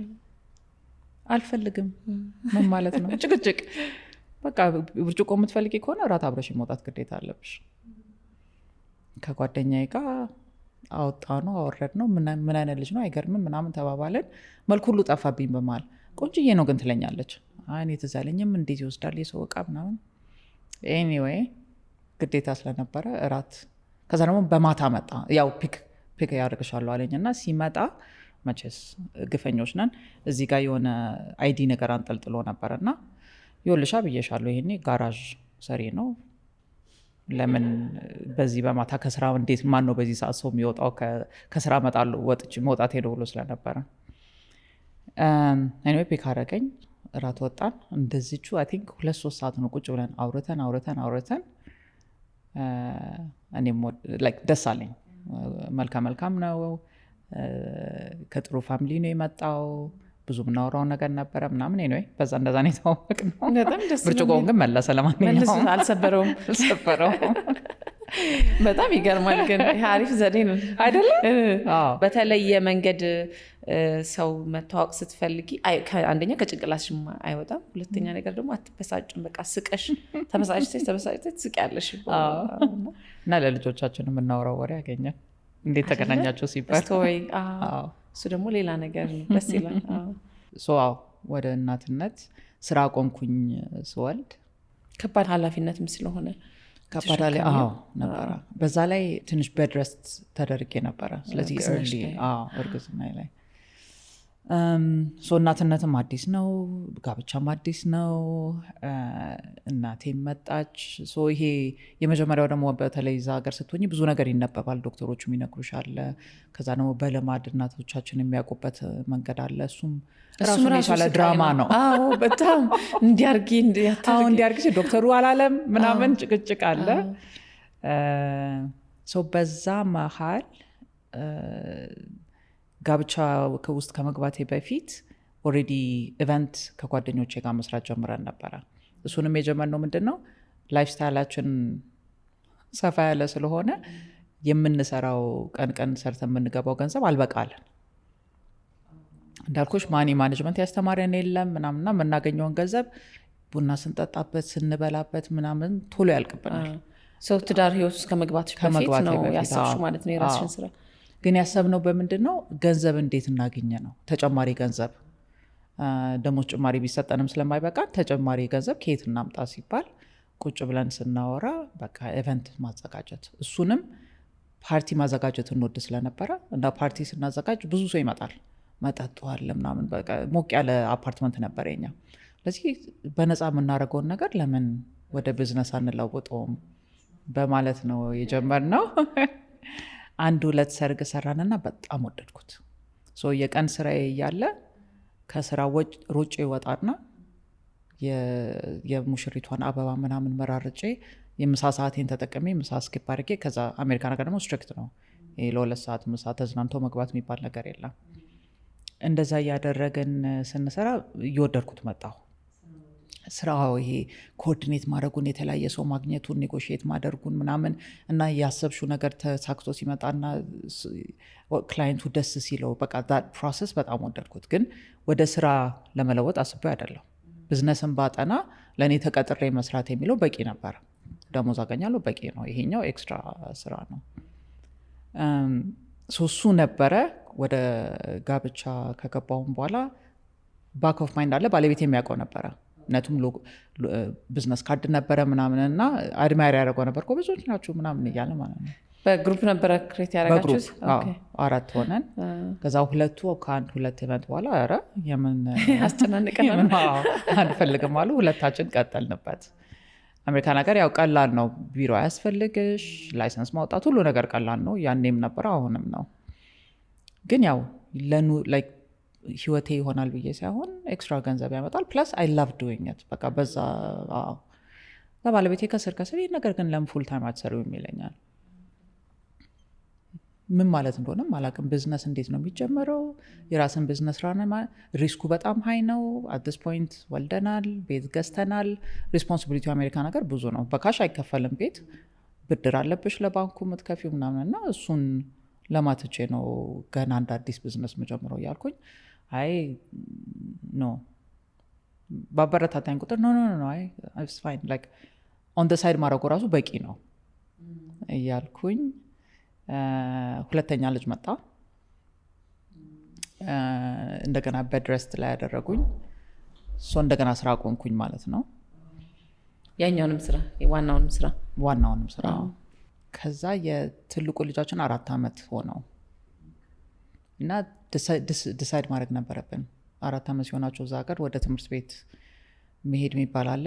ቤት ገዝተን የምንኖርበት አካባቢ ለትምህርት ቤት ጥሩ አልነበረም። አሜሪካን ሀገር ፓብሊክ ስኩል እንደምትኖሪበት ሰፈር ወይ ጥሩ ነው ወይ መጥፎ ነው። ስለዚህ ወይ ቤት ለውጠን ወደ ደህና ሰፈር መግባት አለብን ለትምህርት ቤት፣ ፕራይቬት ስኩል በጣም ውድ ነው፣ ምን እናርግ የሚለውን እድለኛ ነኝ የኢትዮጵያዊን ያገባሁት። እሱም ልክ እንደኔ አስተዳደጋችንም ተመሳሳይ ነው። እሱ ሌላ ትምህርት ቤት ነው ሄደው፣ ግን ይሄ ኢትዮጵያ መመለስ የሚለው ውስጣችን ከሁለታችንም አልወጣም ነበር። እድል ነው። አንድ የተለየ ዲሲዥን ሌላ ቦታ ሊወስድሽ ይችላል። እና ከተገናኘን ጀምሮ ስናወራ እሱ እንደውም ከኔ በለጠ ይመላለስ ነበር ኢትዮጵያ። እኔ ከወጣሁ አንዴ ብቻ ነበር የተመለስኩት። ያቺ አዲስ አበባ ከውስጥ ያልወጣቸው እንዴ እሱማ አንድ ቀንማ ሀገራችንን እንገባለን እሱ ከዛ ግን እያልሽ እኛ ድሮ ሄደን እዛ ሰው ስናገኝ 50-40 ዓመት ሆነኝ እዚህ ሀገር ግን አንድ ቀን ሀገር ይገባለሁ የሚሉ ሰዎች በጣም ብዙ ነበሩ። 30 ዓመት ሆነ እንደ ሞኝ ነበር ምናቸው። ከ30 መሄድ ከፈለጋችሁ አትሄዱ እንዴት ወዲያ ምናምን። ከዛ ግን ሳታስቢ 10 ዓመት 12 ዓመት አንድ ቀን እያልሽ ያቺ አንድ ቀን መቼ እንደምትመጣ አታውቂያትም። ምክንያቱም ህይወታችን የሚያልቁሉ አይመስለንም። ዛሬ ነገ ስቲ ምንም 100% የሚሳካ ነገር የለም። ከዛ ሁለተኛ ልጃችንን ከወለድን በኋላ እስቲ አዲስ አበባ ሄጂና እዩ ምን መለስ ከሆነ በዛውም ነገራችንን እናስተካከል፣ ግን ሄደሽም ብትጠዩ ስለዚህ እስቲ ሂጂና እዩ ይለኛል። ጥሩ ሀሳብ ነው። ጥሩ በዛ ላይ እሱም ልጃችንም 4 ዓመት ስለሆነው የትምህርት ቤትም ዲሲዥን መውሰድ ነበር ለብዙ ነገር። እዛ እሺ ብዬ ወደ አዲስ አበባ መጣ። በዛው ቀረው። በእናትሽ እንደ ድንገት በቃ እንደዚህ ነው ማለት ነው ሙቭ የሚደረገው አይቀረም። እና አይ ቲንክ በደንብ አሰበንበት ካልኩሌት አድርገ ነው ምናምን ብናደርገው ሙቭ መናደርግ አይመስለኝም። ምክንያቱም ይህን ላርግ ስቲ የቤት ዕዳ አለ፣ የትምህርት ቤት ዕዳ አለ እና እሱ ሁሉ ከደሞዝሽ ነው እየተቆረጠ የሚሄደው። እሱ መቼም አይጨርሽም፣ መቼም አያልቅም። ሲጀምር መቼም አያልቅም። ለቬኬሽን መጣው ልጆቹን ይዤ እናትና አባቴ ቤት ተመልሼ የገባው። እኔ ያደግኩባት ክፍል ተመልሼ የገባው። ደስ ይላል በጣም። እነሱም በጣም ተደሰቱ። 2 የልጅ ልጆቻቸው መጡላቸው። የባለቤቴም ቤተሰቦች ተደሰቱ። ለ2 ወር የመጣሁት ቲኬት ቆርጬ መመለሻ ቀን አለው መምጫና መመለሻ ዴት ያለው ቲኬት ይዤ መጣሁ። 2 ወር ሲባል 4 ወር ሲራዘም 7 ወር ሲራዘም ማን ይመልሳት ይሆናል? 17 ዓመት ላይ ደርሰናል። እንዴት ደስ ይላል። እንደውም በዚህ አጋጣሚ ወደ ኢትዮጵያ እንመጣለን ብለው ቀጠሮ የሚይዙትን ሰዎች ማበረታቻ ጊዜ ማበረታቻ ይሆናል። እና እውነት ድንገት ነው፣ በቃ ድንገት ነው። በደንብ ፕላን አልተደረገም። ለባለቤቴ ልብ ድካም ሆኖ የሆንኩበት። እሱ በደንብ ፕላን ማድረግ ይወዳል። እንደኔ ይሄ የዛሬ 5 ዓመት ህይወቴ ምን ይመስላል ምናምን ችላ የሚል ሰው አይደለም። ሁሉ ነገር በደንብ ፕላን ያደርጋል፣ ያስብበታል ምናምን። የኔ ዝም ብሎ ዲሳይድ ማድረግ ግራ ነው የሚገባው። እስቲ ቆይ ረጋ ብለሽ አስቢበት እንነጋገርበት ምናምን ሲለኝ ገና ልንነጋገር ነው እንዴ? እኔ ዲሳይድ አድርጌ ጨርሻለሁ በጭንቅላቴ። በጣም የተለያየ ሰው ነን እና ለሱ በቃ ሄደን አይተን ባጀት አውጥተን 2 years በ2 ዓመት ውስጥ ሙቭ ለማድረግ ምን ያስፈልገናል የሚለውን አጥንቼ እንድመለስ ነው። እኔ አዲስ አበባ እንደመጣው በረርኩ በደስታ። ምንም ከተማው ደስ አለኝ፣ የሰው ንጭንጭ ደስ አለኝ፣ አቧራው ሁሉ ነገር ደስ አለኝ። ፋይናሊ ይሄ አሜሪካን ሀገር ያጣሁትን እዚህ ያገኘሁት እና ይህን ነበር ለካ ሳሳድድ የነበረው የሚለው ፊሊንግ ውስጥ የገባ። ልጆቹን ግራ ሁሉ ገባኝ። ቀኑ ረዘመብኝ። እዛ ጠዋት ተነስተሽ ልጆቹን እልቅ ይላል። ይሄኛው ተነስተን ኦልሬዲ ቁርስ አብልቷቸዋል፣ ለብሰው ጨርሰዋል። ምን ላድርግ? እሺ ሂልተን ይዣቸው ይሄዳለሁ፣ እንመለሳለን። ገና ነው ቀኑ። አሁንም ሰው የድሮ ጓደኞች አገኘው፣ አዳዲስ ከአሜሪካ የተመለሱ ማለት ሰዎች ነበሩ።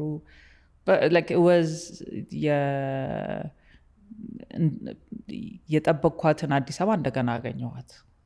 በጣም እድለኛ ነበርኩኝ። ባለቤቴ በመሀል መጥቶ ያዛችሁ የ2 ወሯ ላይ ማለት ነው መጣ። እሱም ከዛ ተመልሶ ወደ ስራ ሄደ። ግን ያው ባለን ቀጠሮ ኖቨምበር መተን ፌብሩዋሪ ነበር የምንመለሰው። 3 ወር 4 ወር ፌብሩዋሪ ደረሰች መመለሻችን በመሀል እና ያው የ2 ዓመት ፕላን እቅዳችንን ስናወጣ አንቺስ ምን መስራት ትችያለሽ የሚለውንም በዛው እዩ ብሎኝ ስለነበረ እዚሁ ሲቪን ፕሪንት አድርጌ ነው የመጣሁት። እና ለማገኘው ሰው ሁሉ መምጣት ግን ብመጣ እዚህ ሀገር ያለኝ ኤክስፔሪንስ ይህን ይመስላል፣ ምን ውስጥ ልሰራ እችላለሁ እያልኩኝ ሰው መጠየቅ ጀመርኩኝ። እና እኔ የመሰለኝ ያው ኤዩ ዩኤን ወይ ኤምባሲ ውስጥ ያው ቋንቋ አለ ኤምቢኤ አለ ምናምን እና የኤንጂኦ ሜንታሊቲ ደግሞ በዛ ጊዜ ሰፊ ነበረ። ሁሉ ሰው ኤንጂኦ ውስጥ ነው የሚሰራው ምናምንና መቼስ የሚቀጥረኝ ሰው አላጣም ብዬ ነው። አባቴም የራሱ ቢዝነስ አለው፣ ግን እሱ ጋም ለመስራት አላሰብኩም። እንግዲህ አስቢ ቢዝነስ አጥንቼ ኢቨንት ትንሽ ነካነካ አድርግ ያለው፣ ግን ይሄ የራሴን ቢዝነስ ከፍቼ ይሰራለሁ የሚል ሀሳብ ኖሮኝ አያውቅም። እና አንድ የባለቤቴ ጓደኛ ኢቨንት ስታወሪ ሰምቼሻለሁ እዛ ሀገር እና እዚህ ለምን አትሰሪውም አለኝ። አብዳል እንዴት ነው የምሰራው? አይ ያንቺንም ሬዙሜ እንደውም ለማንም አልሰጠው፣ ቢሮ ከፍተሽ ስራ ጀምሬያለሁ በይኝ፣ እኔ ቢዝነስ ልክልሻለሁ አለኝ። ጤነኛ አይደለም። ደስ ይላል። ጤነኛ አይደለም ብዬ ተውኩት። በጊዜው ማይሆን ነው የሚመስልሽ? ማይሆን ወሬ ነው እንደሱ አይደለም። ከዛ ደግሞ ሌላ ጓደኛው እንደዚሁ የሆነ ኮንፈረንስ በጣም ማዘጋጀት እፈልጋለሁ እና ለምን ቆይና እሱን ስሪልኝ፣ ከዛ በኋላ በዛውም እንደውም የኢትዮጵያን አሰራር ታየዋለሽ ይለኛል። ኧረ እኔ ትኬት ገዝቻለሁ ያማል ሊያልሄድ ኖ እመለሳለሁ። ስለውስጥ ቆይ ተነጋገሩ ከባለቤትሽ እና ንገሪኝ። እዛ ለባለቤት ደውልና ከዛ እንደዚህ ያለኝ ስለው ያ ለምን ቆይተሽ አትሰሪውም ሞክሪው አለኝ። አዩሹ ያው እሺ ትኬቱ ተራዘመ። በዚህም በዛም በደንብ ባለ ሀሳብ የሚሰጥሽ ትኬቱ ተራዘመ። ኤፕሪል ላይ ነበር መሰለኝ ኢቨንቱ፣ ኤፕሪል ወር ሜይ። እሱን እንግዲህ አስቢው ከዚህ ሀገር ከወጣሁ 15 ዓመት ሆኖኛል። ሰርቼ አላውቅም። ከየት ጋር ተጀምሮ ከየት ጋር እንደሚያልቅ አላውቅም። ምንም አውቀው ነገር የለም። 3-4 ወር ስቀመጥ አዳዲስ ጓደኞች እንትን አደርጋለሁ። ልጆቼ በደንብ ተመችቷቸዋል። ግን ኢትዮጵያ ላይ ልሰራ እችላለሁ ወይ ቢዝነስ ከፍቼ የሚለውን አይቼው አላውቅም። ምክንያቱም አላማ አልነበረኝም እሱን ለማድረግ። ከዛ ደግነቱ አባቴ ያው ቢዝነስ ላይ ስለነበረ የእሱን ኔትወርክ ከፈተልኝ። ሎየር አገናኘኝ ቢዝነስ ለመክፈት መመስረቻም እንዴት ነው የሚደረገው ምናምን የሚለውን። አንድ ጓደኛችንን ሙቪ ያደረገ ነበረ እና እሱም ቢሮ እየፈለገ ነበር። በቃ እንካፈልና ለ2 እንከራይ ያለኝ ቢሮም። ምክንያቱም ቢዝነስ ላይሰንስ የኔ ግን ፈሪ መሆኔ ነው አላደለ። ሌላ ሰው ቢሆን ዝም ብሎ በተባራሪ ሰርቶት ይሆናል አይሆንም ይላል። እኔ ግን ስሰራ ብያዝና አሁን እስር ቤት ብገባ ወይ ምናምን በጣም ያስፈራሩ ስለነበረ ላይሰንስ አውጥቼ ላይሰንስ ለማውጣት ቢሮ መከራየት አለብሽ ምናምን በፕሮሰሱ ሄድኩበት። ህጉን ተከትያው it's meant to be እንደበለው። ከዛ ሰው ግን ይቀልድ ይመስላል። ምክንያቱም ከዛ ሊሴ ሄድኩኝ። ልጃችን 4 ዓመቱ ነው። እዚህ አማርኛ እንዲለምድ ፈልጌ ስለነበረ ቦሌ መንገድ ላይ ያለው የካቶሊክ ትምህርት ቤት ከድሮ ጀምሮ የነበረ ነው። እዛ ቋንቋም እንዲማር ምናምን ብዬ ዝም ብሎ 2-3 ወርም ቢሆን ቤት ውስጥ ስለሚሰለቸው ግማሽ ቀን እዛ አስገብቸው ነበረ። ከዛ እንደምናራዝመው ሳቅ እስቲ ቆይ ሊሴን ሄጄ ለማንኛውም ላናገር ብዬ ሄድኩኝ። እውነት ሄድኩኝ። ትንሽ አናገርኳቸውና እስቲ ለ2 ሳምንት ይምጣና እንየዋሉኝ። ምስኪን ልጅ በመሀል ፈረንሰኛ ሰምቶ አያውቅም። አማርኛ እንደምንም እየተሰባበረ ነበረ። ትምህርት ቤት ገባ ለ2 ሳምንት። እኔ አሁን ላይሰንስ እያወጣሁ ነው፣ እየተሯሯጥኩኝ ነው። ከ2 ሳምንት በኋላ አስቆምኩት። እንየሆነ ያሉኝ ለ2 ሳምንት አለቀ። ደወሉና የታላሉኝ እንዴ ለ2 ሳምንት አላላችሁኝ እንዴ ስላቸው አይ አመቱን ይጨርስ ምን ያደርጋል አሉኝ። እሺ ይጨርስ መልሼ ጨምር። በዛው ሊሴ የተቀበለው ማለት ነው። እሱ ሆነ። ከዛ ቢዝነስ ላይሰንሱ ወጣ። የመጀመሪያው ኢቨንት ተዘጋጀ። በጣም አሪፍ ነበረ። በጣም ቆንጆ ሆነ። ስለዚህ ሙባረክን እድለኛ ነሽ ግን አልጋ በአልጋ ደስ የሚል በጣም እና ባለቤቴ አላመነኝም እንዴ ሰፖርት ሲያደርግ እሺ ሞክሪው ምናምን ሲል ለሱ ሙከራ ላይ ነው ገና ያለ ነው እና ምን ማለት ነው እንዴት ዝም ብለን ሙቭ እናደርጋለን ምንም ሳናየው ምንም ሳንሞክረው ፕላኑ ሳናወጣው ባጀቱ ሳይሰራ ምናምን ይለኛል። እኔ ደግሞ ከዚህ የበለጠ ኮከቦቹ አላን ሊያደርጉ አይችሉም። ምንም ሳንጨነቅ ትምህርት ቤት ልጁ ተቀበሉት። ቢዝነስ ኦፖርቹኒቲ አለ ማለት ነው እንግዲህ አንድ ነው የሰራሁት። እሺ ምንም ቢዝነስ ፕላን የለም ከዚህ በኋላ ምን ይመጣል የሚለው ምንም አውቀው ነገር የለም። ቢሮ ተከራይቻለሁ፣ ላይሰንሱ ወጥቷል። በዛ ጊዜ ደግሞ አባትና እናቴ ጨቅጭቀው ቤት አስገዝተውን ነበረ እና ግን እኔም እሱም አንድ ቀን ለምንመለስበት ሀገር ብለን ልነሱን ለማስደሰት እሺ ይሁን ምረጡ ሁሉ ስንባል እሺ እናንተ ምረጡ ችላ ባለ ሁኔታ ኢንቨስትመንት ውስጥ ከተውን ነበረ። ቤቱ አለቀ። ተዘጋጅቶ ነው የጠበቀሽ እና ከዚህ በላይ ምን ማድረግ ላይክ ዩ ኖ ይህንንም መግፋት እድልሽን መግፋት እንደማለት ነው። እና ሌላ ያው ትዳር ውስጥ እንደሚደረገው ተጨቃጭቀን ኮንቨንስ አድርጌው እቃችንን ጠቅልለን ሙባረክ። እያንዳንዱ ቤተሰብ ለራሱ የሚሆነውን ያውቃል። እኔ የሆነ ፊሊንግ ፈልጌ ነው የመጣሁት። ተቀጥሬ ስሪ ብትኝ ተቀጥሬ ሰራ ነበር። ቢዝነስ ኦነር ሆኜ እንደዚህ የሚል ህልም አልነበረኝ። ግን ላይ ተቀጥሬ ለመስራት መጥቼ የራሴ ቢዝነስ ሲሳካ የተለየ የራሱ ጆርኒ ያለው ግን ኤክስፔክቴሽን አልነበረኝም። የነበረኝ ኤክስፔክቴሽን የሆነ የምፈልገው ስሜት ነበረ። ያንን ስሜት አገኘሁት። ለዚህ አሁን ለሌላ ሰው ምክር ስሰጥ አሁን የምምለው ምንድን ነው has to be a family decision። እናንተ ተነጋግራችሁ የምፈልገው ምንድን ነው? ኢትዮጵያ ስመጣ ለምንድን ነው የምመጣው? ለእርዳታ ብላችሁ አትምጡ። የሚሰራ ሰው ነው የሚያስፈልጋት አገሪቷ። ተቀጥሬ የምሰራለሁ የምትሉ ከሆነ ስሩ፣ የራሴንም ከሆነ እንደዛ። ግን ይሄ ለሁሉ ነገር አቃቂር አውጥተን አንችለውም። ኢትዮጵያም የራሷ ችግር አላት። አዳጊ ሀገር ናት፣ ገና ነን።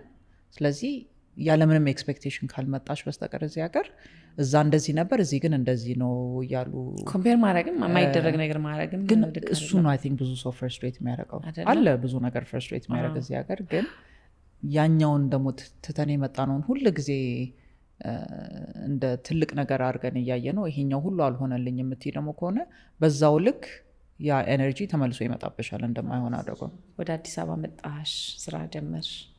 የመጀመሪያሽን ስራ ሰራሽ፣ ሁለተኛስ ሶስተኛስ እያልሽ ቀጠልሽ ወይስ እንዴት ነበረ ጉዞ? የመጀመሪያው ስራ ተሰራ። እኔ ባለቤቴ ያው ቤቱን አስተካክሎ እቃችንን ሽፕ ምናምን እስከሚያደርግ እኔ ልጆቹን ለመስከረም ትምህርት ቤት ለማዘጋጀት ትልቁን በተለይ እሱን እንደገና ለማስተማር እኔ ቀድሜ ተመለስኩ። ምንም ፕላን አልነበረኝም። ከየት እንደሚመጣ ስራው አላውቅም። በዛ ጊዜ አዲስ አበባ ላይ ኢንተርኔት ዳይላፕ ነበረ፣ ዋይፋይ ምናምን ገና አልገባም። ስለዚህ ቀስ ብሎ ነው ኢንተርኔት ኮኔክት የሚያደርገው። በዛ ጊዜ ደስ የሚለው የነበረው ብዙ ሰው ከአሜሪካ ነገር ሙቭ አድርጎ ነበረ፣ ተመሳሳይ ሰዎች እና እንደዚህ ሳመሽ ምናምን የተዋወቅኳቸው ልጆች ነበሩ እና ሁሉም የራሱን ስራ ለመጀመር ወይ ደግሞ ኦልሬዲ ጀምሮ ነበረ እና እንደዋወለና ቡና እንጠጣ ይባላል። በቃ ኢንተርኔቱ ኮኔክት እስከሚያደርግ ቡና እንጠጣ ተብሎ ግማሽ ሰዓት፣ 1 ሰዓት ይሆናል፣ 2 ሰዓት ይሆናል። ሶሻል ላይፏ በጣም ትጥም ነበረ። ስለዚህ ስራ መስራት የሚለው ብዙም በቃ ከመጣ መጣ፣ ካልሆነ እንዳልኩሽ እቀጠራለሁ። ሬዲ ነኝ ለመቀጠር፣ ሁል ጊዜ ሬዲ ነኝ እና በቤተሰቦች አካባቢ ኔትወርካቸው ይህንን የሚከፍት አልነበረ። ምክንያቱም ኢቨንት መስራት፣ ኮንፈረንስ ማዘጋጀት እንደ ስራም እንደ ፊልድም ገና ነበረ። አንድ ትልቅ ካምፓኒ ነበር። ከዛ ውጭ ግን የት ሄደሽ ራሱ እንደሚገኝ ብዙ አይታወቅም። እዚህ ከጓደኞች ጋር እነሱ ስራ ካላቸው ከስራቸው ጦሉ እያልኩኝ እሄዳለሁ። አንድ ጓደኛ ትላልቅ ቢዝነስ ኦነሮች ኢንተርቪው ያደረግ ነበር። በእናት አሲስተንት ልሁን ብዬ ከሱ ጋር በዛ ሰው መተዋወቅ ጀመርኩኝ። አንቺስ ምንድን ነው የምታደርጊው ሲባል ፍሎውለስ ኢቨንትስ የሚባል ካምፓኒ ከፍቻለሁ፣ ስብሰባ ካላቸው አስቡኝ ምናምን። አይ ቲንክ ቢዝነስ ካርድ ኦልሬዲ አሳትሜ ነበረ። ዝም ብዬ ራሴን አትሊስት የሆነ ስራውን እንደምወደው አውቃለሁ፣ ራሴን በደንብ ኤክስፕሬስ ማድረግ እችላለሁ። ሰው ብዙም አልፈራም። ስለዚህ ዝም ብዬ ግን ስለ ፍሎውለስ ማውራት ስናመሽም ሰው ምንድነው እዚህ የምታደርገው? ፍሎውለስ የሚባል ካምፓኒ ከፍቻለሁ ምናምን። በሱ አንድ ሌላ መጣ። ያቺ የጀመረች ልጅ አልነበረች ምናምን። በሰው ኮሚኒቲውም ይሄን ያህል ሰፊ አይደለም። ሁለተኛ ኢቨንት ከዛ ላሱ ደግሞ ሌላ ሶስተኛ እያለ አይ ቲንክ ፈርስት የመጀመሪያ 2 ዓመት ቀስ ብሎ ነው ያደገው። ያስጨንቀኝ የነበረው ከኔ ስራ የበለጠ የባለቤቴ ነበረ። ምክንያቱም እሱም አክቹዋሊ ወርልድ ባንክ ነበር የሚሰራው። እዚህ ሎካል ኦፊስ ሲያናግራቸው እንወስዳለን ብሎት ወስደውታል። ግን የሚያስጨንቀኝ ምንድን ነው እኔ ፍሎለስን ሰክሴስፉል አደርገዋለሁ ብዬ ስለሆነ ከጭቅጭቃችን መሀል እዚህ ሀገር ሙቭ እንድናደረግ ያደረግ ነው። ዛሬ ምን አረግሽ ስባል ምን እላለሁ? 3 ሰዓት ሙሉ ቡና ጠጣሁ ነው ምለው። ሶስተኛም እንደዚሁ ትንሽ የወርክሾፖች አዘጋጅልን ምናምን የሚለውን እና ለእኔ ምን ነበረ አንደኛ አምነው እኔን ስራውን መስጠታቸው፣ ከዛ አምነው ከሰጡኝ በኋላ ደግሞ እስከ መጨረሻው ማስጨረስ ግዴታ አለብኝ። ስለዚህ ሌሊቱ ሙሉ ነበር ምሰራው። ለብቻዬ ነኝ። የመቅጠሪያ ደሞዝ ለራሴም አልከፍልም ነበርና ቀጥሬ ሌላ ስራ ማልሰጣቸው እችን ኢቨንት ከሰራ በኋላ ሌላ ስራ ማይመጣ ከሆነ ምን አረጋቸዋለሁ የሚለው ያስጨንቀኝ ስለነበረ ሰው አልቀጥርም። ልጆቼን ለቤተሰቦቼ ትቼ ወይ ደግሞ ለባለቤት ቤቴም አለ ባይ ዘ ወይ ያቺ ልንገባባት የነበረችው ቤት ባለቤቴ በሱ አይን ሲያየው ሬዲ አልነበረችም። ስለዚህ እንደ አዲስ በቃ ይሄ እንደዚህ ተለውጦ የምንኖርበት ከሆነ መኖሪያ እናስመስለው ብሎ ያኔ ሁለታችንም አዲስ ስለነበርን ስንት ጊዜ ይፈጃል? ሀሳባችን አብዛኛው ማፈራረስ ነው። በቃ የተከፋፈለ ማት ክፍል ስላለው አፈራርሰን ክፍት እንዲሆን የፈለግ ነው። ስንት ጊዜ ይፈጃል ስንላቸው ሁሉም ኮንትራክተር whatever እችን ቀላል ነው 3 ወር ሲሉ እኔ ትንሽ ከሱ የበለጠ አዲስ አበባ ቆይቼ ስለና 3 ወር ካሉ በቃ 6 ወር እንበላቸው ብለን 1 ዓመት ተኩል የፈጀው። እንደውም ቶሎ ጨርሳቸዋል። አበድን። 1 ዓመት በጣም ቶሎ አልቆ 1 ዓመት ተኩልና ያን ሁሉ ጊዜ የት ነው የምንኖረው? እኔ ያደኩባት አንድ ክፍል ያቺ ሜንታ ቤት እናትና አባቴ ቤት ልጆችን ይዤ ገብቻለሁ። እሱም ተቀላቅሎ ገባ። በቃ ሚጢጢ የሜንታ ቤት ውስጥ 2 ትናንሽ አልጋ እንደምንም ገብቶ ሁለተኛ ልጃችን እናትና አባቴ ጋር እያደረ ምናምን እና እኔ ስራ ሳመሽ ምስል ወይ ባለቤቴ አብሮ ከልጆቹ ጋር ያመሻል ወይ እናትና አባቴም አሉ። በቃ የቤት ኑሮ የሚለውን እርግፍ አድርጌ ትቼ ስራ ላይ ነው የምሯሯጠው። ግን ምንድነው አንደኛ ክላይንቱን ለማስደሰት አምነውኝ እስከሰጡኝ ድረስ የሚለው ጭንቀት አለ። ስራውንም ሞር በሰራውት ቁጥር ራሴን የሚያሻሻልኩበት የሚሄደው ነገር አለ። ግን ከዛ ሁሉ ምንድነው ጀስት ደስታዬ እኔ እንጃ ስራውን እንዲያስጨንቀኝ እንደነበረው ግን በጣም ደስተኛ ነበርኩ። ምክንያቱም የምወደውን ስራ እየሰራው ነው፣ የምፈልግበት ሀገር እየኖርኩ ነው። ልጃችን ትምህርት ቤት ገብቷል። ባለቤቴም እንደዛኛው ስራ ባይሆንም እዛው ተመልሶ እንትን ብሏል። እና ለእኔ ምንድነው አንደኛ በጣም እድለኞች ነን። ኦልሞስት የመሞላቀቅ አይነት እድለኛነት አለ አይደለ? ማነው ሳታስብ ግድ የለኝም ያልሽው ቤት አልቆ ጠብቆሽ ስራ ለመጀመር ሳታስቢ ግን ጀምረሹ ደህና እየሄደ ትምህርት ቤት ለልጄ ሳልጨነቅ ወዲያው ማግኘቴ እና ይህ ሁሉ ጥሩ ነገር ወደኛ ሲመጣ እንዴት አድርገን ነው ኮምፕሌን እያደረግን በዛው መኖር የምንችለው? ስለዚህ ስራውን ቢያስጨነቀኝ እየተማርኩትን ቢሆን ቢሮክራሲውን ቢያነጫንጨኝ ምናምን አደ ኤንድ ኦፍ ዘ ዴይ ቤት ስገባ ግን ከጓደኞች የራሳቸውን ቢዝነስ ያላቸው ጓደኞች ጋር ስናወራ በቃ አይ ላቭ ኢትዮጵያ እየተባባልን ነበር ቤት ምንገባው። እና ትናንሽ ነገር ነው የሚያበሳጨናል። መንግስት ቢሮ ሄጄ ሰልፍ ይዤ በተለይ ያኔ ገና ወጣት ነበር የምመስለው አንድ ሰው ከፊት ለፊት ገብቶ ቆይ ባከሽ ወረቀት ምናምን ሲል እንዴ አልታየህም እንዴ እዚህ ጋር ቆሜ ጭቅጭቅና እሱ ብስጭት አድርጎኝ ቤቴ ስገባ ግን አይ ላቭ ቢንግ ኢን ኢትዮጵያ እያልኩ ነው የምገባው። እና እነሱ አይነት ሞመንቶች በቃ የሚያስደስተው ላይ ፎከስ እያደረግን አንድ ኢቨንት ወደ 2 ኢቨንት ገባ 3 ኢቨንት ምናምን እያለ ከዛ ሌሎችም ካምፓኒዎች ምክንያቱም አብዛኛው ጊዜ ሰርቪስ መስጠት የሚባለው ወይ አፕሪሺየት አይደረግም ወይ ለማስረዳትም ይከብዳል። ስራውንም የማጣጣል አለ። እችን ለመስራት ነው እንዴ ይሄንማ በቢሮ አሰራዋለሁ ላንቺ ይሄን ሁሉ ብር ከምከፍል የሚልም ማስተያየት አለ። ግን ኤክስፒሪየንስ እያደረጉት በሄዱ ቁጥር በደንብ ኦርጋናይዝድ የሆነ ስብሰባ ላይ መግባት ለካ ይሄ ነው ፊሊንጉ የሚለው እያደገ መጣና 3 እየተባለ 4 እየተባለ የመጀመሪያ ስታፍ ስቀጥር ስጨነቅ ሰው ማኔጅ አድርጌ አላውቅማ። እሱ ደግሞ ሌላ ከባድ ነው። ኢቨንቱን ማኔጅ ማድረግ እችላለሁ። ሰው ማኔጅ ማድረግ የሚለው ግን እንደኔ አስባ ካልሰራች ያበሳጨኛል። የእሷን ስራ ላይ ደርቤ እሰራለሁ። እንዴት ዴሌጌት ማድረግ የሚባለው እችን ነገር ሲላትና ጭንቅላቷ ላይ ቁጭ ብዬ ነው ማየት እየሰራችሁ ነው አይደለም የሚለው ምናምንና to this day by the way the most difficult part is managing people ለኔ ኢቨንቱን ከፕሮጀክት ኤ እስከ ዘድ እንዴት ላድርሰው የሚለው ይቀለኛል። ሰውን ግን ሞቲቬት አድርጎ አበረታቶ የኔ ነው ብሎ ውስጣቸው ገብቶ እንዲሰሩ ምናምን ማድረግ የሚለው ሳላርም ምናምን የሚለው ስቲል ይከብደኛል። ራሴን አሁን ከጊዜና ከልምድ ጋር ቆጠብ ለማድረግ ሞክራለሁ፣ ግን አንዳንዴ ደግሞ ያቀተኛል። መጠበቅ ከነሱ ሙሉ ለሙሉ አጠብቅም ያው የተወሰነ ግን እሞክራለሁ። ግን አሁን ፓወር ማድረግና እንዲያድጉ ደግሞ መተው መቻል አለብንና ጥፋትን ቢያጠፉ እንደጠበቅኩትም ባይሆን እሺ ይሁን ያልኩኝ ማሳለፍ መልመድ ለእኔ ከባድ ነበር። አሁንም ስትል ቻለንጅ part of the challenges flawless የሚል እንከን የለሽ የሚል ኩባንያ ስም አውጥቼ እንከን ያለው ስራ እንዴት እንሰራለን ነው። በቃ ለእኔ ይሄኛው ይሁን በቃ ምለው ነገር የለም እና ሁሉ ነገር ላይ ትንሽ እኔ ከማስበው ወጣ ካለ ኤነርጂ ይለወጣልና እሱን አሁን ማኔጅ ለማድረግ ተሻሽያለሁ። ድሮ የሚያቀኝ አሁን በጣም ካልም ሆነሻል ይለኛል። አንቺ እንደምታደርጊው ሰው እንዲያደርግልሽ ትፈልጊያለሽ ቦታው ላይ ያንን ሰው ካስቀመጥሽ ድረስ። ለእኔ ኢቨንት ማዘጋጀት ነው፣ ለቲምሽ ካሜራ ክሩ ሲሆኑ ካሜራውን ራን ማድረግ ነው ምናምን።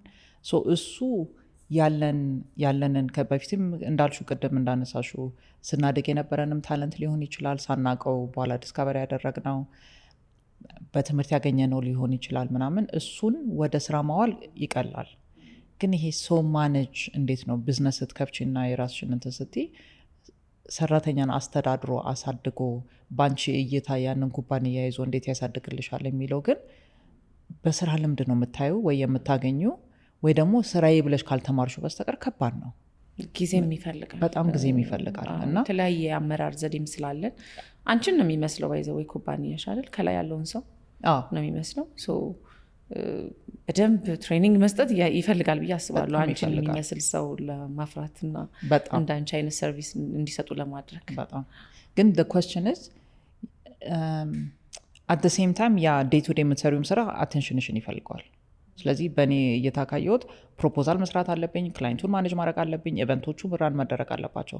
በዚህ በኩል ደግሞ ኢኳሊ ትሬኒንግ መስጠት አለብኝ፣ የእነሱን ልብ ትርታ ማዳመጥ አለብኝ። አንቺን ሞቲቬት የሚያደርግሽና ሌላ ሰውን ሞቲቬት የሚያደርገው የተለያየ ነገር ነው። ሁሉም ደግሞ ደሞዝ አይደለም። እሱን ማጥናት አለብሽ። እሷ ምንድን ነው በምን አይነት ማኔጅመንት ወይ ሊደርሽፕ ነው ሞቲቬት የምትሆነው? እሱ እንዴት እሰ ፉል ታይም ጆብ ለዛ ትሬንድ የሆኑ ማንፓወር ቢኖር እንደየስራው አይነት እሱ ያቀላል ብዬ አስባለሁ። ያቀላል እና በጣም ብዙ ጊዜ የፈጀብኝ እንደውም ትሬንድ የሆነ ማንፓወር መቅጠር። ምክንያቱም ፍሎለስ ለእኔ ያኔ በቃ ወጠጤ ያለው ዲሲ ያለው ስጨፍር የተፈጠረች ትንሽ የኩባንያ ለሰው ቀጥራ ሲሪየስሊ ተወስዳ እንደዛ ብዬ ስለማላየው የነበረው ወጣት ልጆችና ገና ከዩኒቨርሲቲ የወጡ ነበር መቀጥረው። ምክንያቱም ተምረሽ ዲግሪ ይዘሽ ሲመጡ እኔ ጋር ራሱ ወይ እናንተማ እኔ ከምን ታደርጋላችሁ ሌላ ፕሮፐር ቢዝነስ ለጓደኞች ይኸው እሷንም ቅጠር እሱንም ቅጠር እያልኩኝ ለሰው ሌላ ኦፖርቹኒቲ ነበር የምፈጥረው። የተማረ ሰው ሲመጣ ግራ ይገባኝ ነበር። እኔ ጋር ምን ልታደርግ መጣ? እኔ እኮ ኢቨንት ብቻ ነው የምሰራው እና በጣም አወርዶ ነበር የስራውን ቫሊዩ።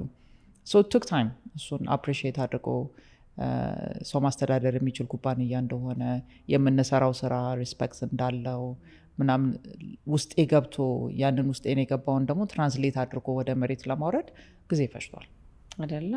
በጊዜ ነው እውነት። ግን እሱን ለማድረግ ምንድነው ከቤት አልነበርኩም ማለት ነው። ስለዚህ የሆነ ሳክሪፋይስ ያደረኩት ምንድነው እንደ ሳክሪፋይስ ማላይም ሆነስሊ ላይክ መምረጥ ነበረብኝ። ስለዚህ ለእኔም አስተዳደግም ይለየዋል አይደለ? ሰውኛ ስናድግ ቤት ውስጥ ትልልቅ ሰው ካትቀመጭም እናትና አባትሽን ጠዋት ወይ ማታ ነው የምታየው። ልጆች ከልጆች ጋር ይሁን ነው የሚባለው ምናምንና ራሴን ዞር ብዬ ሳየው አምፋይን ምንም የጎደለኝ ነገር አልነበረም። ለቤተሰቦቼ ፍቅር አለኝ። እናቴ ቀንና ማታ አይኔን እያየችው ስላላደግኩኝ ተጎድቻለሁ ምለው ነገር የለም። እና የኔም እናት ስሆን ልጆች ዲል ቢ ፋይን የሚል አቲቱድ ይዤ እኔ ምን ሆንኩኝ የሚለውን ነው ያየሁት አለ አይደለ? እናቴም ትሰራ ነበር፣ አባቴም ይሰራ ነበር እኛ ስናድግ። ግን ከዛ ውጭ ደግሞ ቅዳሜና እሑድ የአባትና እናታችን የእነሱ ጊዜ ነው። ጓደኞቻቸው ይመጣሉ፣ እነሱ ሳሎን እንትን ይላሉ፣ እኛ ምግብ አንስታችሁ ውጡ ነው የምንባለው። ከዛ በኋላ ላይክ አሁን ዞር ብዬ ሳይው they were young በሴቶች በተለይ በእናቶቻችን ጊዜ በ20 ዓመታቸው ምናምን ነው የሚወልዱት። ስለዚህ እኛ ህይወት አውቀን ትዝ በሚለኝ ሰዓት እናቴን ሰዓት አሁን ዞር ብዬ 32 ዓመቷ ነው አይደለ? እኔ 10 ምናምን ስሆን so she was young ግን ያለን ኤክስፔክቴሽን የተለየ ነው። እና ግን በዛ ጊዜ እነሱ ያው አዲስ አበባን ብዙ ነገር ስላልነበረ ጓደኞች የሚገናኙት ሰው ቤት ውስጥ ነው። እኛ ቤት ትዝ ይለኛል ቅዳሜ የእናትና የአባቴ ቀን ነው። እኛ እንቆዛ ልጆቻቸውን ሰዎቹ ጓደኞቻቸው ይዘው ከመጡ ሁላችንም ቲቪ ክፍል እናተጨቃለን። ሳሎኑ ይነሱ ነው፣ አይናችንን ሊያዩ አይፈልጉም። ጥያቄ ካበዛ እንደውም ይቆጡናል። ግን ምን ሆንኩኝ? ምንም አልሆንኩም። በዛ ውስጥ ያው ፍቅር እንዳለ ታውቂዋለሽ፣ መዋደድ እንዳለ። ስለዚህ ለልጆቼም በቃ ስራ ላይ ነኝ። ሲታመሙ ከኔ የበለጠ እናትና አባቴ ነው እንደታመሙ አውቀው ሆስፒታል የሚወስዷቸው። ትምህርት ቤት ፒክ የሚያደርገው አባቴ ነው። ለእነሱም ግን ህይወት ሰጣቸው። በጣም አንቺ ምድለኛ ሆነሽ ነው እንጂ እውነት በጣም የራስሽ አባት። አዎ እኔን እንደውም ፒክ አያደርገኝም ነበር። እኔ ሳድግ ይረሳን ነበረ። ከጎረቤት ልጅ ጋር እሱ ነበር አንዳንዴ ፒክ የሚያደርገን እና ተረስተን እንደውም አንድ ቀን ከሊሴ ቦሌ በእግራችን ሄደናል። በጣም ነው የሚገርም። የተባረከ ጊዜ ስለነበረ ምንም አልሆነ። ግን እኛ ልጆቹን እንረሳለን፣ እነሱ ግን ሄደው ፒክ አድርገው አብልተው ያው በቃ የነበረን ሰፖርት ሲስተም was amazing still እና ስለዚህ ሙሉ ሰዓቴንና ኤነርጂን ለፍሎለስ ለመስጠት እድል ነበረኝ። ባለቤቴም ያው በፍሎለስ ትደራደራለህ አንድ ቀን ብዬ ስለሆነ ኮንቨንስ ያደረኩት እዚህ ሀገር እንድንመጣ እሱም ኤክስፔክት ያደርጋል። እኔ ራሴ እንደውም ኮምፕሌንስ አደረግ ፈልገሽ የገባሽበት ስራ ነው ስሪ ነው የሚለኝ። አንዳንዴ ባምባ ይለኝ ነበረ የስራ ሂደቱ ሰርቪስ ስለሆነ የምሰጪው እንትን በጣም ሰውን ለማስደሰት በጣም ከባድ ታደርጋው። ትላልቅ ስብሰባዎች ደግሞ ሲሆን እኛም በመሀል የምንሰጠው ሰርቪስ አለና እንደዚህ ታትሮ የሚሰራ ሰው ሲያገኙ ደስ ይላቸዋልና የእነሱንም ስራ ወደ አንቺ ይገፉታል። በቃ ብስጭት ያደረገኛል። ይሄ እኮ የእነሱ ስራ ነበረ መሆኔ ነው። እና ለባለቤቴ ደውዬ አሁን እንደገና ኤርፖርት ሄጄ ሰዎቹን መቀበል አለብኝ የእነሱ ስራ ነበር ምናምን ስለው ቦታም አይሰጠኝም። እና ስራው ከሆነ ስራውን ስራ ታዲያ ምናምን ወደሽ በገባሽ ተባልሽ። ስለዚህ ግን የነበረኝ ሰፖርት ሲስተም እና የኔም የእናትነት ምንድን ነው ማለት እና ልጆች እንዴት ያድጋሉ የሚለው የነበረው አስተሳሰብ ትንሽ ከቤት አራቀኝና ሙሉ ኤነርጂን ስራ ላይ ነበረ ማሳልፈው። ግን ያው ብራንዱ አትሊስት እያደገና መታወቅ ሲጀምር በፊት እናምሽና ከጓደኞች ጋር ከስራ በኋላ እሺ እዚህ እንሂድ እዛ እንሂድ ሲባል ስለ ካምፓኒውም ዝም እየመማሯት ስለምፈልግ አረገው ነበረ። ከዛ ግን ስርዓት እያዘ መስመር እያዘ ሲመጣ ወይ ቢሮ ነው ማመሻው ካልሆነ ቤቴ የሚለውን ፕራዮሪቲም ትንሽ ሽፍት እያደረገ መጣ። ግን አሁን ስንት 17 ዓመት በኋላ ፍሎለስ ስቲል ግሮዊንግ 30 ስታፍ አላት እና አይችሽ አውቃለሁ ስራ ላይ ሆነሽ እንዴት ሌላ ሰው ነኝ አይደል? ራስሽን ትዝም አትልሽም? አንዴ ትዝ ይለኛል መጀመሪያ ፍሎለስ ወጣት እያለች ስራ ላይም ሲሄድ ታኮ ጫማ አድርጌ ነበር የሚሄደው። ምክንያቱም ፕሬዘንቴሽን ራስን መጠበቅ ምናምን የሚለው ብዙ ፊልም አይቻለሁ መሰለኝ እና ሰው ሬጅስትሬሽን ላይ ሮጣለሁ። ከዛ በኋላ ጥያቄና እንትን ሲመጣ ማይክሮፎን የዩኒቨርሲቲ ተማሪዎች ምናምን እንቀጥራለን እንደ ሆስቶሶች ወይ አሸሮች ሆነው እንዲሰሩ እንደምፈልገው አይሯሯጡልኝም። አይናቸው በቃ እዚህ ጋር እያዩ ከሆነ እዛ ጋር የሚውለበለብጭ አይታያቸውም። እኔ አይኔ በየቦታው ምናምን ስለሆነ እና ማይክሮፎኑን ይዤ ለዚህ ሰው አቀብላለሁ ምናምን። አይ ቲንክ 3 ነው 4 ዓመት በኋላ ነው አንድ ትልቅ ቢዝነስ ሰው አንቺ ልጅ አሁን እኮ ይሄኛውን ስቴጅ ማለፍ አለብሽ፣ ማይክሮፎኑንም እያቀበልሽ ሬጅስትሬሽን ላይም እየተራራ አትችዩም። ስለዚህ ላይክ ራስሽንም ከፍ እያደረግሽ ሰውንም እያሰልጠች መቀጠለ ላይክ ቱ ዲስ ዴይ አይረሳኝም። እሱ ያየኝ እይታና እኔ በቃ እዛው ላይ ውስጥ ነኝ ገና። ይሄ ትንሽ ስራ ነው ይሄ ትልቅ ስራ ነው የምልበት ጊዜ አልነበረም። ግን አሁንም ቢሆን ስራ ላይ እስካለው ድረስ ልቤ ተረጋግቶ ዝም ብዬ ቁጭ ብዬ እንግዳ መሆን አልችልም። ይከብድሻል። አዎ ይታየኛል ብዙ ነገር እዛች ጋር ያቺ ተጣማለች፣ ይሄኛው ሰው አቴንሽን እየተሰጠው አይደለም ምናምን የሚለው አይኔ በየቦታው ነው ያለው እና ያንን ፐርሰናሊቲ ነው ብችል ሁሉ ሰው ውስጥ መክተት ብችል ደስ ይለኛል። ሌላ እንዲሆን አንቺ የምታየው ነገር ሌላ እንዲሆን ግን ያስፈልጋል። አንድም በምትፈልጊ ቦታ ላይ ሰዎችን አሳይን ማድረግ በጣም ከዛ ደግሞ እነሱ ያሳይን ያደረግሻቸው ሰዎች ደግሞ አንቺ እንደምትፈልጊው አድርገው እንዲሰሩ ትሬን ማድረግ ይቀላል። አንቺ ምክንያቱም ተከፋፍለሽ ብዙ ቦታ ልትሆኚ አትችይም። በጣም እያደገ ሲሄድ ድርጅቱም ለማደግ ይከብደዋል ባይ ዘ ወይ እና ግን አይ ቲንክ ብዙ ሰው ያን ኤነርጂ ይሄ በየቦታው ስራ ላይ ስሮሯጥ ስለሚያይ ምናምን አፕሪሺየት የሚደረግ ነገር አለው መሰለኝ። አለው ይጋባልም ባይ ዘ ወይ አንቺ ጋር አብሮ ሊሰራ የመጣው ሰውዬ አንቺ እንደዛ እየተሯሯጥሽ እሱ ሊቆም አይችልም። ያሯሩጠዋል። አሁን ያለው ጀኔሬሽን እንኳን ምንም አይመስለውም ቆሞ አይሻል። እኔም በስራ ስለማየው ነው። እኔም እንደዛ ያደርገኛል አንዳንዴና ሁሉ ነገር እሱ ገብቶ መስራት። እስቲ ስለ አዲሱ ስራሽ ደግሞ እናውራ። ብቅ ብቅ ብለሻል። የእኛን ስራ የሚመስል ነገር አይቻልም። ነካ ነካ አደረኩት። እና የሚፎካከር ሰው እየመጣ ነው። አንቺን እዛ ስቴጅ ላይ እስከማወጣሽ ነው። ሌላ አይደለም an extension of flawless flawless ሁሉ ጊዜ የምንሰራው ምንድነው የሌላ ሰውን ኢቨንት ወስደን ሎጂስቲክሊ እንዴት ነው ስሙት የምናደርግላቸው ነው ዋናው። እነሱን የማይመለከታቸው ነገር ላይ እንዳይጨነቁ ኢንቪቴሽኑን ዴሊቨር ማድረግ ይሁን ሰው እንዲገኝ ማድረግ ይሁን ቤቱን ሴታፕ ማድረግ ይሁን ከኤርፖርት መቀበሉ ምናምኑን አንቺ አንድ ስብሰባ ስታዘጋጂ ለዛ ተብሎ አይደለም የሚዘጋጀው። ስለዚህ ስለ ካንሰር ሪሰርች ከሆነ ማውራት የምትፈልጊው እሱ ላይ ፎከስ እንድታደርጊ ነው የእኛ ሰርቪስ የሚገባው። ሌላውን ሁሉ ኮተት ከእጆች ላይ እናነሳውና ኮንቴንቱ ላይ ፎከስ ማድረግ ትቻለሽ። ማስፒከር ይሁን ስለምን ቶፒክ ላይ እናውራ ምናምን የሚለው ሞር ሰብስታንሲቭ የሆነው ነገር ላይ ማለት ነው። ከጊዜ ጋር ኢትስ ፋይን አላደለ ብዙ ቫልዩ ቼን ከተማው ላይ ፈጥረናል። ብዙ ካምፓኒዎች አሳድገናል። ምክንያቱም እኛ እንደ ሰርቪስ ሰጪዎች ሳውንዱን መከራየው ከሌላ ሰው ነው፣ ስክሪኑን መከራየው ከሌላ ነው፣ ህትመት ላይ ያለ ሰው ሌላ ነው እና እኛ ባደገን ቁጥርና ሞር ኢቨንት በሰራን ቁጥር ለእነሱም ሞር ኦፖርቹኒቲ እየፈጠረን ነው የምንሄደው። ስለዚህ እውነት ደግሞ ፍሎለስ የኢንዱስትሪውን ስታንዳርድ አሳድጎታል በጣም ዲማንዲንግ ስለሆነ። ስለዚህ ከእኛ ጋር የሚሰራ ፕሪንተር አንቺን ብትቀጥሪው ልብ የሚያረካ ስራ ነው የሚሰራች። ምክንያቱም ከእኛ ጋር የለመዱትን ለማሊሶ ስለሆነ የሚሄዱት። ግን እዛ ላይ እንደ ሰርቪስ ፕሮቫይደር ኢንካሙ ሊሚትድ ነው። ምክንያቱም የ30 የተለያየ ሰፕላየር ኮስት እኔ ስር ነው ያለው። ከነሱ ላይ ተጨማሪ ነው የኔ ማኔጅመንት ስራ እና ከሌላም በተለይ ከኢንተርናሽናል መጥተው እዚህ ስራ ሲሰሩ የምታየው ኢቨንቱን ኦን የምታደርጊው ከሆነ የስፖንሰሮች ገንዘብ አንቺ ጋር የሚመጣ ከሆነ የቲኬት ፕራይሲንግ አንቺ ጋር ምናምን የሚሆን ከሆነ ሞር ኢንካሙንም የሚያሳድግበት ሌላ ስትሪም ይፈጥራል ማለት ነው። ግን ሁል ጊዜ ተቀጥረን ከሆነ የምንሰራው ተመስገን ነው፣ ምንም ኮምፕሌን እያደረኩ አይደለም፣ ግን ግሮቱ ሊሚትድ ነው። ስለዚህ እናውራ ነበረ ፍሎለስ በየት በኩል ማደግ ይችላል ከዚህ ውጭ እና አንደኛው ወዝ የራሳችንን ኢቨንት ክሬት ማድረግ መቻል አለብን። ያንን ነገር ግን ክሬት ስናደርግ የሆነ ሰንስ የሚሰጥ ነገር ዝም ብሎ ለገንዘብ ብለን ጭፈራ እናዘጋጅም እዛ ውስጥ የለንበትም ምናምንና ግን ሰንስ የሚሰጥ ነገር እስቲ መፍጠር መቻል አለብን እያለን እናውራ ነበረ። ከዛ የሆነ ኦፖርቹኒቲ ተሰጠን። ሆቴላቸው እንዲለምድላቸው እስቲ ፕሮፌሽናል ውመን እኛ ጋር ሃፒ አወር ፍጠሩና እንዲመጡ አድርጉልን አሉ።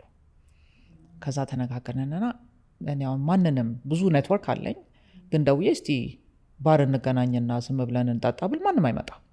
ምን አለ ሌላ ምናምን ላይክ ነው እንደ ሴቶች ወንድና ላይክ የሚለየን ነገር አንዱ ይሄ ነው። ላይክ የሆነ ፐርፐስ ያስፈልገናል የሆነ ቦታ ለመገኘት። በዛ ላይ ከስራ ሰዓት ውጭ አሁን ምሻማው ከቤተሰቦችሽ ልጆችሽ ጋር ከባለቤትሽ ጋር ምናምን ታሳልፊው ጊዜ ወይ ደግሞ ቤትሽ ገብተሽ ዝም ማለት የምትፈልጊበትን ሰዓት ነው ምሻማሽ ማለት ነው።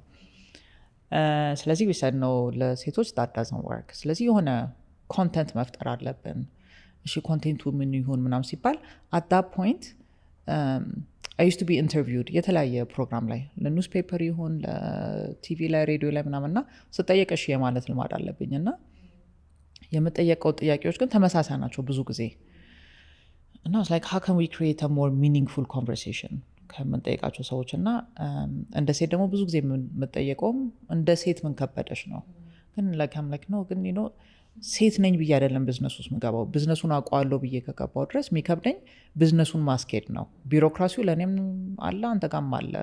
ዲግሪው ሊለወጥ ይችላል ግን ይህን ያህል ብዬ ማወራው ነገር አልነበረም እና ከሴቶች ጋር ስና አምላክ ለምንድነው የተለየ ጥያቄ ሴቶች የማይጠየቁት ተመሳሳይ ነው ብዙ ጊዜ በዛ ጀመንና I said okay you know what so I love Oprah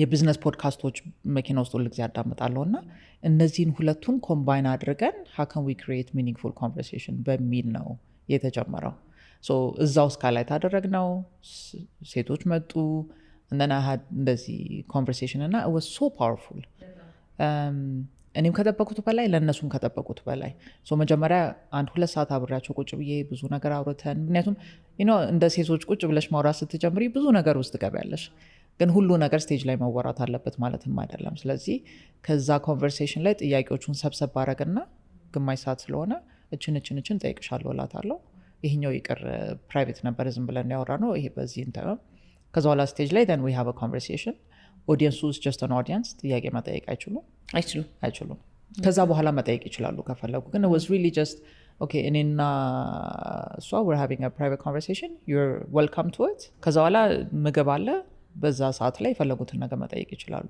እንደዛ ያለ የመጀመሪያው በኮቪድም ጊዜ ስለነበር ትንሽ ሰው ነበረ ሁለተኛው ዓመት ሰው ጨመረ ሶስተኛው ዓመት ላይ I think ቢዚ ነበርኩኝ ስኪፕ አደረግነው ያለፈው ዓመት was bigger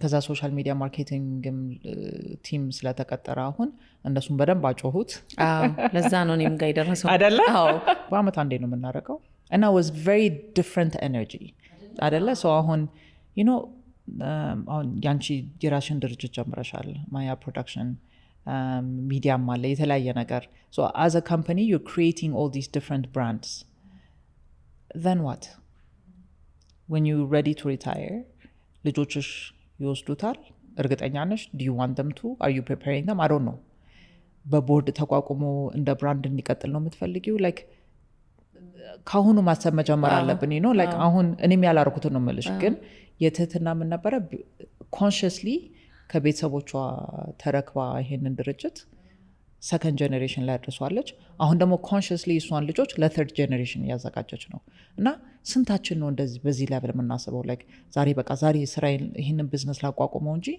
ነገ እኔ ከሞትኩኝ አይደለም እኔ ስሞት ምንድነው ይሄ ድርጅት የሚሆነው የሚለውን በአፍሪካ ደረጃ ብዙ አይታሰብም በጣም መታሰብ ደግሞ ያለበት በጣም አንቺ ከሌለሽ የማይኖር ድርጅት ከሆነ የምትለፊው exactly so what's next የሚለውና እነሱ እንደ ቤተሰብ የሄዱበት ሂደት I thought it was really fascinating yes wow አና ጌታነ በቃ she's beautiful she was a supermodel so people think what an easy life ግን አላደላ አሁን ሁላችንም የራሳችን ጀርኒ ያለን ዴይ ቱ ዴይ የምናሳልፈው ኑሮ ከቤት ገብተሽ ከቤት ስትወጪ ምናምን ከውጭ ግን ሰው የሚያየው ዋው ዮአዳን or አና ብለው ሲወድሽ ምናምን ሲሉሽ ከዚህ ጋር ምን ተሸክመሽ እየሄድሽ እንደሆነ ገብቷቸው አይደለም just ከውጭ የሚያዩት የተወሰነን እይታ አይተው ነውና ለኔ leading in heels is everybody's just የቀን ዴይ ቱ ዴይ የምንሰራው ስራ ነው አድማየር እንድታደርጉን ያደረጋችሁ ግን በቃ this is the reality እናንተም የራሳችሁን ጀርኒ ህይወት ስትመሩ one day maybe somebody will come and say እንትናዬ በጣም እኮ ነው የምወድሽ ግን it should be based on የምትሰሪው ስራ የለፋሽበት ሬኮግናይዝ ተደርጎ ምናምንና ይህን ያህል ሪች የማይደረግ ነገር አይደለም አንቺ ስቲል እየኖርሹ ሌላ ሰው አድማየር ያደርገዋል እንጂ you can so it's really just to celebrate that ስለዚህ ትመጫለሽ ነገር በደስታ አሁን ደግሞ ስትነግረኝ አስፈላጊነቱን ባንዳፍ አሁን seriously we admire you we love you you're gorgeous we see you and you're like untouchable right ግን just the few conversations አሁን እንኳን በዚህ ሰዓት ላወራ ነው I'm like you're normal አላደለ እንደ ሱፐርስታር አንድ ሰው ሲታይ በጣም like personal እንደውም ብዙ ስላንቺ አላወራንም ግን በአንድ ቀን የሚመጣ ነገር ምንም የለም ስለዚህ ለፍተሽ ወልቀሽ የተነሳሽበትን ነገር ነው ሲግኒቸርሽ ነው ስለዚህ ዝም ብለሽ ማትጥዩም አይሰበርም ምክንያቱም እየገነባሽው የሄድሽው ነገር ነውና እና ዞር ብለሽ ስታየው 30 ዓመት ይሆናል ሳታስቢ መጀመር የሚባለው ነገር እኔ በጣም የምወደው ለዛ ነው ከዛ በኋላ ግን ማሰብ ያለብን እኔም አንቺም አብዛኞቻችን ቢዝነስ ላይ ያለ ነው ከዛስ የሚለው የእውነት ብዙ ጊዜ ይመጣል እኔም ጭንቅላቴ ውስጥ ይህ ሁሉ የሚለፋው ለምንድን ነው? አንቺ ለራስሽ መሆን ብቻ ሳይሆን ደግሞ ሌሎችን ማሰብ ትጀምሪያለሽ። ለዛም ነው አይደል ሰዎች የምትቀጥሪው፣ ደሞዝ እንዲኖራቸው የምታረጊው፣ ድርጅቱ የምታሰፊው። ይሄ ሁሉ የአንድ ሰው ፍላጎት ለመሙላት አይደለም። በቃ ከሞላ በኋላ የአንድ ሰው ፍላጎት ደግሞ አብሮሽ አጠገብሽ ላለው ለሶሳይቲሽ ደግሞ መትረፍ ካልቻልሽ ኦነስትሊ ማውራት መልመድ አለብን። ይሄ ከላይ ያስመስሎ እንትን ማለት ሳይሆን በቃ የሆነቱን አውርተን ሰው የሚለውን ነገር እውነት ያስፈልጋል። ዮአዳን በትርፍ ጊዜዋ ምንድን የምታደርገው? መተኛት። ታድለሽ አልቀናብሽ ነው። 22 ዓመት በኋላ ባለቤቴ ሊለምደው ያልቻለው ነገር ማለት ነው። እሱ የጠዋት ሰው ነው። አምሽቶም እንደፈለገ ቢገባ 11 ሰዓት 12 ሰዓት ሂዝ አፕ ኤንድ ሬዲ። ደግሞ ሲነሳ በኤነርጂ ነው የሚነሳው እና ብዙ ነገር ማውራት ይፈልጋል። አልችልም፣ አታናግሪኝ፣ ተይኝ። ሲጀመር በጠዋት መነሳት አልወድም። 4 ሰዓትም ካልጋይ ከወጣው ቡና እስከምጠጣ ማንም ሰው ባያናግረኝ ምናምን ነው እና ሁልጊዜ እንደ አዲስ ነው የሚያየኝ። አሁንም ይለኛል እንዴ። ግን ድሮ ደግሞ ጓደኛዬ ጋር የሚገባት የነበረው ዝም ብዬ ቁጭ ማለት እችላለሁ፣ ምንም ነገር ሳላስብ። ምንም ስለምን እያሰብሽ ነው ስትለኝ ምንም በቃ አሞኬ እንትንና ምንም ነገር ሳላደርግ መዋል እችላለሁ። ኤነርጂ የሚሰጠኝ ቤት መዋል፣ ከልጆቹ ጋር ዝም ብሎ ቲቪ ማየት፣ ማንበብ። እንደዚህ ወጥቼ ሳወራ ስስቅ ምናምን ኤክስትሮቨርት እመስላለሁ ለብሶ ግን አይደለሁም። በተለይ እንደዚህ ኢቨንት ላይ ብዙ ጊዜ ያሳልፈን ከብዙ ክላይንቶች ጋር ምናምን እንትን ብለን 1-2 ቀን ሊትራሊ ኦልሞስት ሚኒ ዲፕሬሽን ውስጥ ገብቼ ኤነርጂን እንደዛ መልሼ ነው እንደገና ሰው ማናገር የምችለው እንጂ ዝም ብሎ ቁጭ ማለትና ቲቪ ማየት እወዳለሁ። ለየት ያለ ነገር ነው። እንደ በህይወትሽ በቃ በጣም ከባድ ነገር ካጥሙሽ ያለፍሽው? ከባድ ነገር ሲያልፍ ሁሉ ነገር ይቀላል። ብዙ ነገር አለ ግን አይ ቲንክ አሁን እዛ እድሜ ላይ ደርሰናል። እናትና አባቶቻችን እድሜያቸው ገፍቷል። ትናንሽ ልጆች አሉን እና ሰው በመሀል ነው ያለ ነው። እያሳደግን ነው፣ እየጦርን ነው። በዛ መሀል ነው ያለ ነው እና ያ ሪሌሽንሽፕ ከአባትና እናታችን ጋር ያለው ከፍርሃትና ኦርደር ከመውሰድ አሁን እኛም አድገን እነሱን ኦርደር የምንሰጥበት ሰዓት ላይ እንደዚህ አታድርጉ ምናምን የሚለው ነገር ላይ ነው እና 3ኛ ልጄን እንዳረገዝኩ ሳቅ ተበሳጨው። ያበሳጨኝ ምንድነው ቆጠርኩትና የሚወለድበት ጊዜ በጣም ብዙ ሲዝን ነበር ለስራ እና በምን ሰዓት ነው ይህን ልጅ መወልዶ ነው ያስጨነቀኝ። እና ለባለቤቴ ሲነግረው እሱ ሲደሰት መልኬን አየውና ምን ነው ሲለኝ ምን ኢቨንቶች እንዳሉኝ ታውቃለህ በዛ ጊዜ ይሄ ያለ። ስለዚህ ሁለቱ አሜሪካ ነገር ነው የተወለዱት፣ 3ኛውንም አሜሪካ ነገር ነው መወልደው ብዬ ነው ያሰብኩት። እና አሜሪካ ነገር ለመሄድ በ6 ወር ሄጄ ማንን ቀጥሬ ምናምን በቃ ዞረብኝ። ትላልቅ ኢቨንቶች እየሰራን ግን ስቲል ብዙ ስታፍ አልነበረኝም። ሁሉ ነገር እኔ ላይ ነው ስቲል። እዚሁ ወለድኩኝ ማለት ነው። ምክንያቱም ጊዜ አልነበረኝም ለመሄድ እና ወልጄው በ2ኛው ቀን ስራ ተመልሻለሁ። እውነት። እና በየሆቴሉ እየተደበኩኝ ፓምፕ እያደረግኩ ወተቱን እያስቀመጥኩኝ ድራይቨር እየደወልኩ ወተቱ ሰድልኝ ምናምን እያልኩ አሁን አላረገውም ነበረ ወይ ደግሞ ይዤው በየቦታው ይሄድ ነበረ። ማን አትውሰጁ እንዳለኝ አላውቅም። በቃ ሳልጋጭ የሆነ ነገሩ ሳልገባ መውጣት እግዚአብሔር ሲጠብቀኝ ነው። ምክንያቱም ሲኤምሲ አካባቢ ነው የምንኖረው። አጠባለሁ፣ ስብሰባ ሄዳለሁ፣ ይደወልልኛል፣ እርቦታል እባላለሁ፣ ተመልሼ ይሄዳለሁ። it was just crazy. then fast forward አሁን የዛሬ 2 ዓመት ተኩል እንደዚህ አካባቢ አባቴ እየደከመ መጣ። በጣም ቢዚ ሲዝን ነበር። ስለዚህ ጸለይኩ እነዚህ ኢቨንቶች እስከሚያልቁ ድረስ እንዳይሞትብኝ።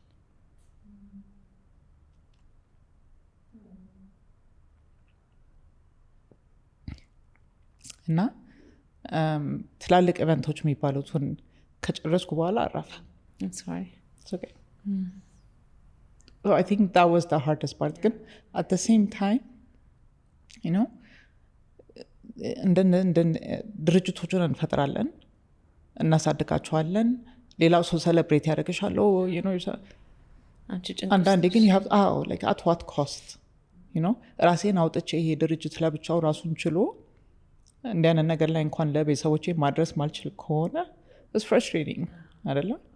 So it was a wake up call as well, I have an amazing team. So አንዷ በቃ like ይሰማሻል ወደ መጨረሻ ሲደርስ እና ካረፈ በኋላ ነው ብቻ she said email account access እጭኝ እንትን get offline በቃ I'll take over አለችኝ and she did እንደዚህ በቃ ቲሙ እንዳለ ተረባርቦ ሰጠኝ ስፔስ የሚያስፈልገኝን ጊዜ ማለት ነው። ግን ኮንሽስሊ እዛ ቢልድ ላይክ ድርጅቱ እያደገ በሄደ ቁጥር ራሳችንን ማውጣት መቻል አለብን so I think that was hard I think I'm so sorry. No, it's okay ግን ይሄኛውም ሲያልፍ ካለፈ በኋላ ነው ዞር ብለሽ ስታዩ ልክ አለመሆንሽን የምታየው እና ላይክ አገር ነክ የሆነ ትላልቅ ኢቨንት ነበረ እና እኔ በዛ መሀል እሱ በመሀል ቢያርፍብኝ የሚበላሸውን ነገር ሳስበው ለምንድን ነው ይሁሉ ነገር ራሴ ላይ ማረገው it doesn't make sense because እንደዚህ ይለኛል ነው ላይው ሄድና መኪና ውስጥ ቁጭ ብዬ 2 ሰዓት ሙሉ ስልክ ላይ ነኝ። ምክንያቱም ከክላይንቶች ጋር ይሄ ያለ በዛ ለምናምን ስገባ በቃ ደግሞ ተኝቷል ትንሽ አይሆንና ተመልሼ ይወጣሉ ምናምን እና ትበጣጠሻለሽ በየቦታው ያን ለዚህም አትሆኝም አንቺ ነሽ በመሃል ቤት ጭቁስ ለሚያልፍ ነገር ከዛ ሳታስቢው ያልፋል። so I think ይሄ ራሳችንን ድርጅቱን ራሱን ችሎ እንዲቆም ማድረግ የሚባለው ነገር like አሁን የራሳቸውን ድርጅት አቋቁሞ ለሚያድጉ ድርጅት ወጣቶች እኔ ወንድም ሆነ ሴት ራሳቸውን like institutionalize ከመጀመሪያውኑ ጀምሮ ማድረግ መቻል ምክንያቱም ድርጅቱ በጣም እያደገ ከመጣ በኋላ የበለጠ ይከብዳል። ስንቱን ለማ ሪስፖንሲቢሊቲ ሰተሽ ወይ ደግሞ አንቺ በሚመስልሽ መንገድ አጣመሽ ሌላ ሰው መጥቶ እስከሚያስተካክለው ድረስም እንትን ይላልና ብቃት ያለው ስትሮንግ የሆኑ ስታፎች ከመጀመሪያውኑ ቀጥሮ ማፍራት እና በእነሱም ድምፅ በአንቺም ድምፅ እያደገ መሄድ የሚችልና በተቻለ መጠን ኢንስቲቱሽናላይዝድ ሆኖ ያደራጀው ሰው ኖረም አልኖረም መቀጠል የሚችል ኩባንያ ማቆም የሚለው I think it's really important። በተለይ እኛ ሀገር ውስጥ ሁሉ ነገር ራሳችን ማድረግ የምንችል ነው የሚመስለን። ራሳችንን እንጎዳለን፣ ከዛ ድርጅቱም ይጎዳል፣ ከዛ የምንወዳቸውም ሰዎች ይጎዳሉ። ስለዚህ በተቻለ መጠን ያንን ስፔስ እና ታይም ጊዜ ለማግኘት እንዳልሽው ጥሩ አይነት ሰራተኞች አብሮ ማሳደግ ማስፈለግ ስትራክቸሩን ማስተካከል እኔና አንቺ ደግሞ እዚህ ቁጭ ብለን እንደዚህ ስናወራበት ደግሞ ሌሎችም እንደዚህ በዚህ እንትን ላይ የተቸገሩ ሰዎች ይኖራሉ እና ይሄን ባደርግ ለራሴ እንዴት ነው ጊዜ የምሰጠው ብለው ደግሞ እንዲያስቡበት የቤት ስራ እንሰጣቸዋለን። ስለዚህ ጥሩ ነገር ነው፣ ጠቃሚ ነገር ነው። ልጆች አደጉ። አሁን ትልቁ ልጃችን አሁን 21 ዓመት ሆኖታል። ይሄን አሁን ከ2 ወር በኋላ ኮሌጅ ይጨርሳል። ሁለተኛው አሁን ጁላይ ላይ ከሊሴ ይጨርሳል። ሶስተኛው ከኛ ጋር 4 ዓመት ይቀረዋል። በደንብ አራርቄ ነው የወለድኩት። ሰው አንዱ ኮሌጅ ሲጨርስ አንዱ ሃይ ስኩል አራርቆ መውለድ የሚለውን ጥቅም አለው። በደንብ በእኛ በመንጌ ጊዜ በደንብ ተምረን ነው ስለነበረ ቤቱም ጭር አይልም። እንደዚህ ቤቱም ጭር አይልም። ግን ይገርምሻል አንድ እንኳን ሲቀነስ የቤቱ ኤነርጂ በጣም ይለወጣል አይደለ? እንዴት ነበር መጀመሪያ ወደ ኮሌጅ ከባድ ነበረ። አድርሰ ነው ሁላችንም ተመለስንና ቤቱ ሳታስቢው የራስሽ ወንበር አለ አይደል? እያንዳንዱ ሰው የሚቀመጥበት የሱ ወንበር እስከዛሬ ማንም ሰው አይቀመጥበትም። ላይክ ባለንበት እሱ ተቀነሰ እኛ ባለንበት ቀጠልን እንጂ አልተስፋፍተን ራሱ የሱ ወንበር ላይ አንቀመጥም። ትናንሽ ነገር አሁን ለልጆቹ ወይ አይስክሬም ይዤ ምናምን ሲሄድ 5 ነን ቤት ውስጥ ማለት ነው። እሱ ሲቀነስ 4 ሆነን፣ ግን ለአንድ 2 ጊዜ ግራ ገብቶኝ 5 ነበረ ማዘው። ከዛ 5ኛው ምን እናርግልሽ ሲሉኝ ለማን ነበር ያዘዝኩት ብዬ ለካ የለም በቃ ተይው 4 ነው የምፈልገው። በጣም ኤነርጂውን ያጎለዋል። ወንዶች ደግሞ እኔ ያው ሴቶች ስለሌሉኝ አላቆም ብቻ ቤቱ ሁሉ ጊዜ ሲጮህ ነው የሚውለው። ግን ያው በቃ ትለምጀዋለሽ እና የሆነ ሰው መሮት መጥቶ ካላለቀሰ ምንም አንላቸውም፣ ሲንጫጮ ነው የሚውሉት። እና ትልቁ ከትንሹ ጋር ሲደባደብ ነበር የሚውለው እና ጭር አለ። መካከለኛው ትንሽ ካልም ነው እና አይወድም እንዲያንን ነገር። ስለዚህ የትልቁና የትንሹ ይሄ ቤቱን በቃ ጋጋጋጋ ምናምን መታኝ ምናምን የሚለው ጭር ያደርግብሻል። የሆነ የሚቀንሰው ነገር አለ በጣም። አሁን ደግሞ እንደገና ሁለተኛው ሊሄድብን ነው። እስቲ ምን ይላል ግን አሁን የመጀመሪያው የሄደው ደስ ብሎታል። በቃ ኢንዲፔንደንት መሆን በደንብ አዳፕት አድርጓል። ሂዝ ጉድ። እና አሁን ሁለት ታናሽ ወንድሙ ሊሄድ ስለሆነ ለእሱ ነው የተጨነቀው እና በጣም ደስ ይልሻል።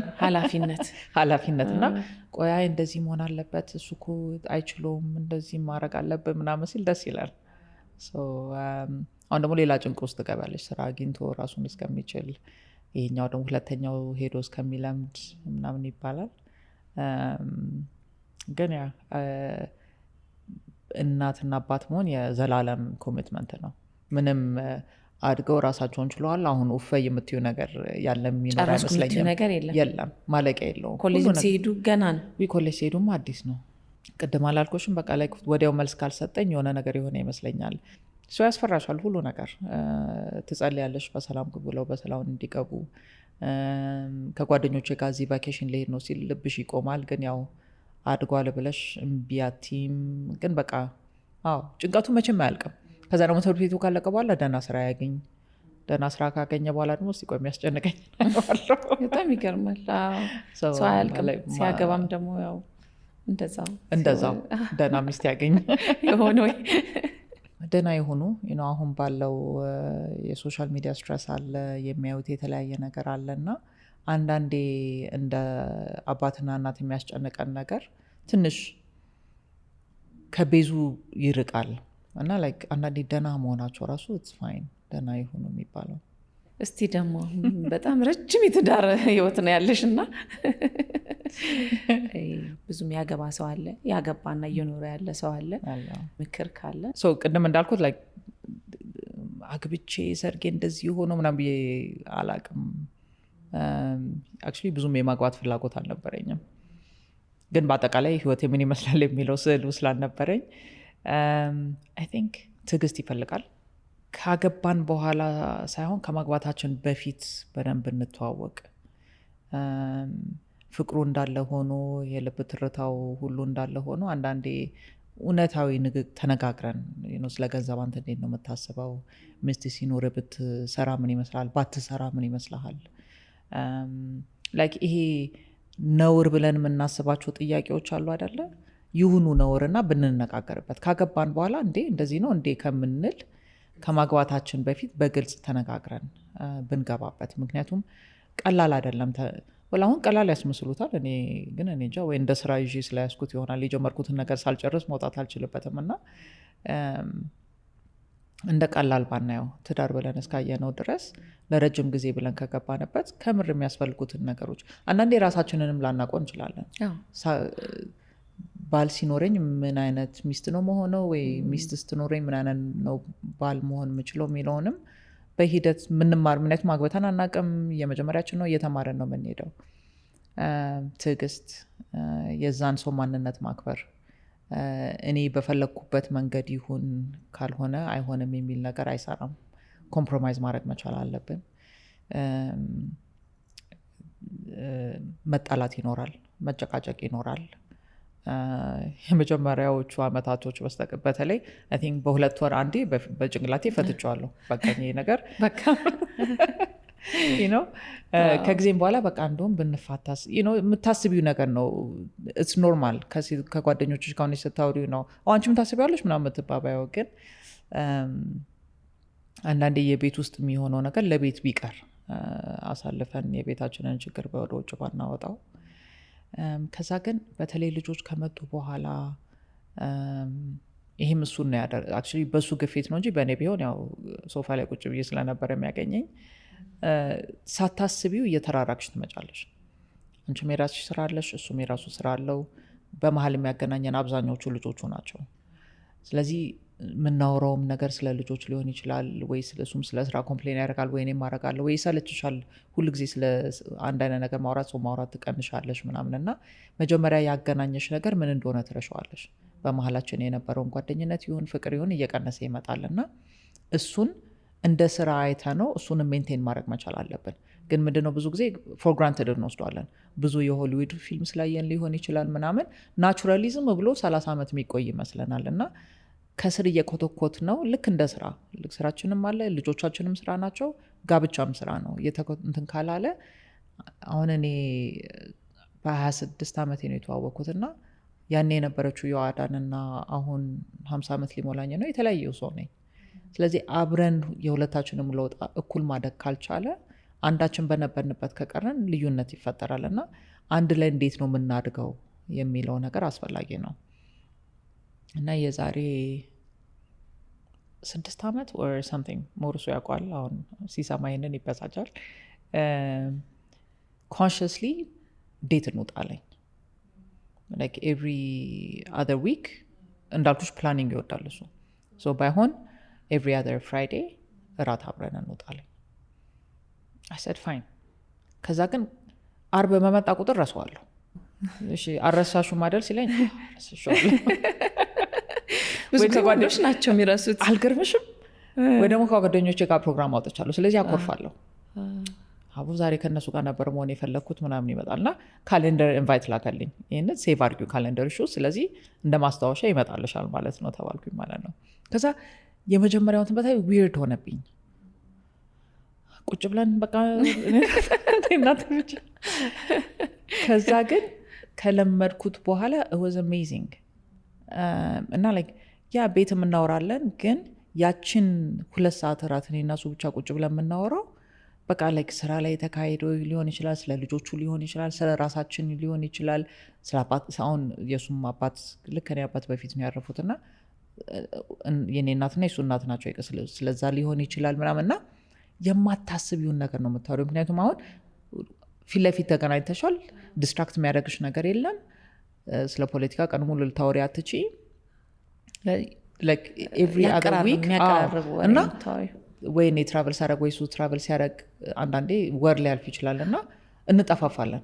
ያለፈው ምን ነበር ላስት ታይም ያወራ ነው፣ ቆይ ይህን ነግሬህ ነበረ ምናምን እና it really made a difference እና እስከዛሬ ግን ጓደኞቼ ያሾፉብኛል። እናንተ ደግሞ አበዛችሁት፣ አሁን ስለምንድን ነው የምታወሩት? እስቲ ቆይ ነገሩ I don't know ስለምን እንደምናወራ፣ ግን like 2 hours or more በልተን ተጫውተን ምን ብለን አትሊስት የ2 ሳምንቷን አፕዴት ተደራርገን ፕላን ማውጣት ካለብን እሱንም በቃ ላይ ያለምንም ዲስትራክሽን የምንገናኝበት ጊዜ ነው። እና እንደዚህ አይነት እሱ ለእኛ የሰራው ነው። ለብዙ ይሰራል። በጣም አስፈላጊ ነገር ነው። ትራቭሊንግ ቱጌዘር ያለ ልጆቹ አሁን ለመጀመሪያ ጊዜ after a long time እሱ 50 ዓመቱን ሲያከብር ለ1 ሳምንት ተያይዘን ወጣን። and was አንዳንዴ like you don't know if you like each other anymore, which is really important አለ አይደለ? like ፍቅሩ ሊኖር ይችላል፣ ግን ታድጊያለሽ፣ ትለወጫለሽ እና do I still like him የሚለው ነገር makes a difference። እና like 1 ሳምንት we had a beautiful time and I was like okay we're okay ገና you know I guess ፍቅር እኮ እያደገ ነው የሚመጣው። መልኩ ይለወጣል፣ መልኩ ተቀይሮ በፊት እንደነበረው አይሆንም፣ ግን ማቹር አድርጎ ራሱን ችሎ ደግሞ ሌላ መልክ ይዞ ሌላ ውበት ነው። ውበቱን ማየትና መቀበል ነው የሚያስፈልገው። you hope and like that you like the person you're with. It really makes a difference. And I have a good friend. እችን ምክር ለራሴም ነው የምወስዳት። እኔን ሰምቶ ጉራውን ይነዛብኛል። በጣም አስፈላጊ ነው። መጠገን አለበት። የምትፈልጊውን ነገር መንከባከብ አለብሽ። we take it for granted። አንድ ቤት ውስጥ ስለምትኖሪ ልጆች አንድ ላይ ስለምታሳድጊ አንዴ ሰምቼው ብዙ ጊዜ አወኩሽ ናኩሽ የሚባለው ነገር አላለ በጋብቻ ውስጥም ይገባል። እና ዴይ ቱ ዴይ የምታሳልፊው ነገር አንቺንም ሼፕ እያደረገሽ ይለወጠሽ ይሄዳል። እና እሱን ነገር ከህይወት ጓደኛዬ ጋር ብለሽ የመረጥሽው ሰው ጋር እየተካፈልሽ መሄድ ካልቻልሽ ያ ክፍተት እየሰፋ ይሄዳል። እንደ ሴቶች ደግሞ ብዙ ጊዜ ከልጆች ጋር የምናሳልፈው ሰዓት ይበልጣል። እኔ የምለው ምንድን ነው እኔ የሚያረኩት ነገር ስለሆነ ልጆች ጥለውን ይሄዳሉ። ፈለግ ነው ማልፈለግ ነው የራሳቸውን ኑሮ ለመሄድ እንትን ይላሉ። እና ማንነታችን እንዳለ እነሱ ላይ ተዘርግፎ ከገባ እነሱ ጥለውን ሲሄዱ እኔ ማነኝ ዋትስ ለፍት? ከዛ በኋላ ዞር ብዬ ባለቤቴን ሳየው እሱም እኔም አላውቀውም፣ እሱም ከእናትነት ውጭ ወይ ረስቶን ሊሆን ይችላል። እና ኮንሽስሊ ሁለቱንም ማስኬድ መቻል አለብን ብዬ አምናለሁ። ቀርምትዋል መጨረሻ መልእክት I think ያው ወደ 50 I don't know የኔ ታናሽ ነሽ መቼስ ግን ያው ወደ ሜኖፖዝ ስንጠጋ የሰውነት ለውጥ አለ ብዙ ነገር ማለቂያችን ኮተታችን አያልቅም እንደ ሴት I swear ስትወልጂ አንድ ነገር ነው በመሀል የተለየ ነገር ነው ምናምን እና I think ጤናችንን መጠበቅ አሁን በተለይ ባለው የምግቡም የምንበላው ይሁን የኤንቫይሮንመንቱም ይሁን ሴቶች ስንሆን ሰውነታችንን ማዳመጥ መልመድ አለብንና አሁን እኔ እዛ ጀኔሬሽን ውስጥ ገብቻለሁ ራስሽንና ሰውነትሽን ማዳመጥ አዎ ስፖርት ጂም ስለሄድን ወይ ደህና ስለበላ ምናምን ደህና ይመስለናል ግን አሁን የምትሰሚው ነገር ሁሉ ስለሚያስደነግጥ ሳደን ሃርት አታክ ይሁን or ካንሰርም ይሁን ምናምን ራሳችንን በዛው ልክ እያዳመጥን መሄድ መቻል አለብንና ሁሉ ጊዜ ሩጫና እንትና ያዋጣም አንዳንዴ ደግሞ መለስ ብለን እኔስ እንዴት ነኝ የሚለውን ከራሳችን ጋር መደማመጥና መነጋገር አስፈላጊ ነው ላለው ምን አይነት እንክብካቤ ቢደረግ ሬጉላር ቼክአፕ ሚኒመሙም ቢሆን በአመት አንዴ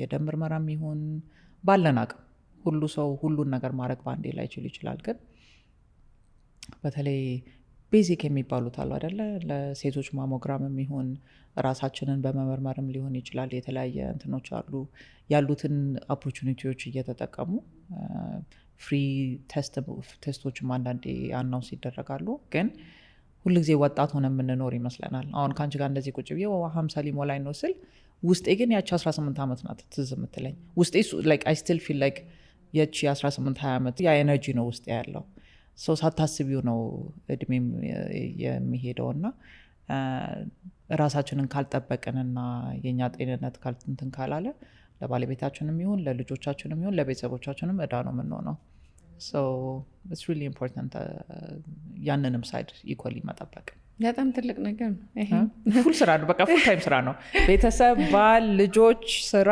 ጤና ስንል በቃ ህይወት እኮ ያው ይሄ ነው በየመሃሉ የምናደርጋቸው ነገሮች ናቸው ለሶሳይቲም ለሀገርም ሌሎች የሚተርፉት እንጂ ትልቁ ነገር ያው ቤተሰብ ነው በጣም ቆንጆ ቆይታ ነበር ያደረግነው እውነት እኔ ራሱ በጣም ደስ ያለኝ ብዙዎቻችን ብዙ የተማርንበት thank you በትንሹም ቢሆን as a pleasure meeting you ዳችንሽ እዚህ ድረስ ስለመጣሽ እጅግ በጣም አድርጌ አመሰግናለሁ እኔ በጣም አመሰግንሻለሁ for your entire team ጊዜያችሁን ወስዳችሁ ስለሰጣችሁኝ ይሄ ፕላትፎርም እንደሚያደግ እርግጠኛ ነኝ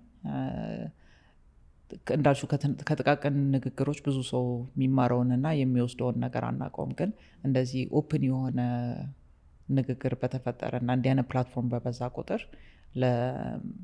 በተለይ ላንቺ ፕላትፎርም ላለሽ ተደራሽነት እንደዚህ ጠቃሚ የሚመስል ፕሮግራም ይዘሽ በመቅረብሽ እና እኔንም ጋብዘሽኝ አክብረሽኝ ስለጠራሽኝ በጣም አመሰግናለሁ ቴንክ ዩ በጣም እናመሰግናለን በድጋሚ ቴንክ ዩ እንግዲህ ተመልካቾቼ የዛሬ ቆይታ ካምለሰት ጋር ፕሮግራማችን ይህን ይመስል ነበረ ጥሩ ትምህርት እንዳገኛችሁበትና ጥሩ ሀሳብ እንደያዛችሁበት ተስፋ አደርጋለሁ በሚቀጥለው ሳምንት ደግሞ ከሌላ እንግዳ ጋር እስከምንገናኝ ድረስ ደህና ሰንብቱ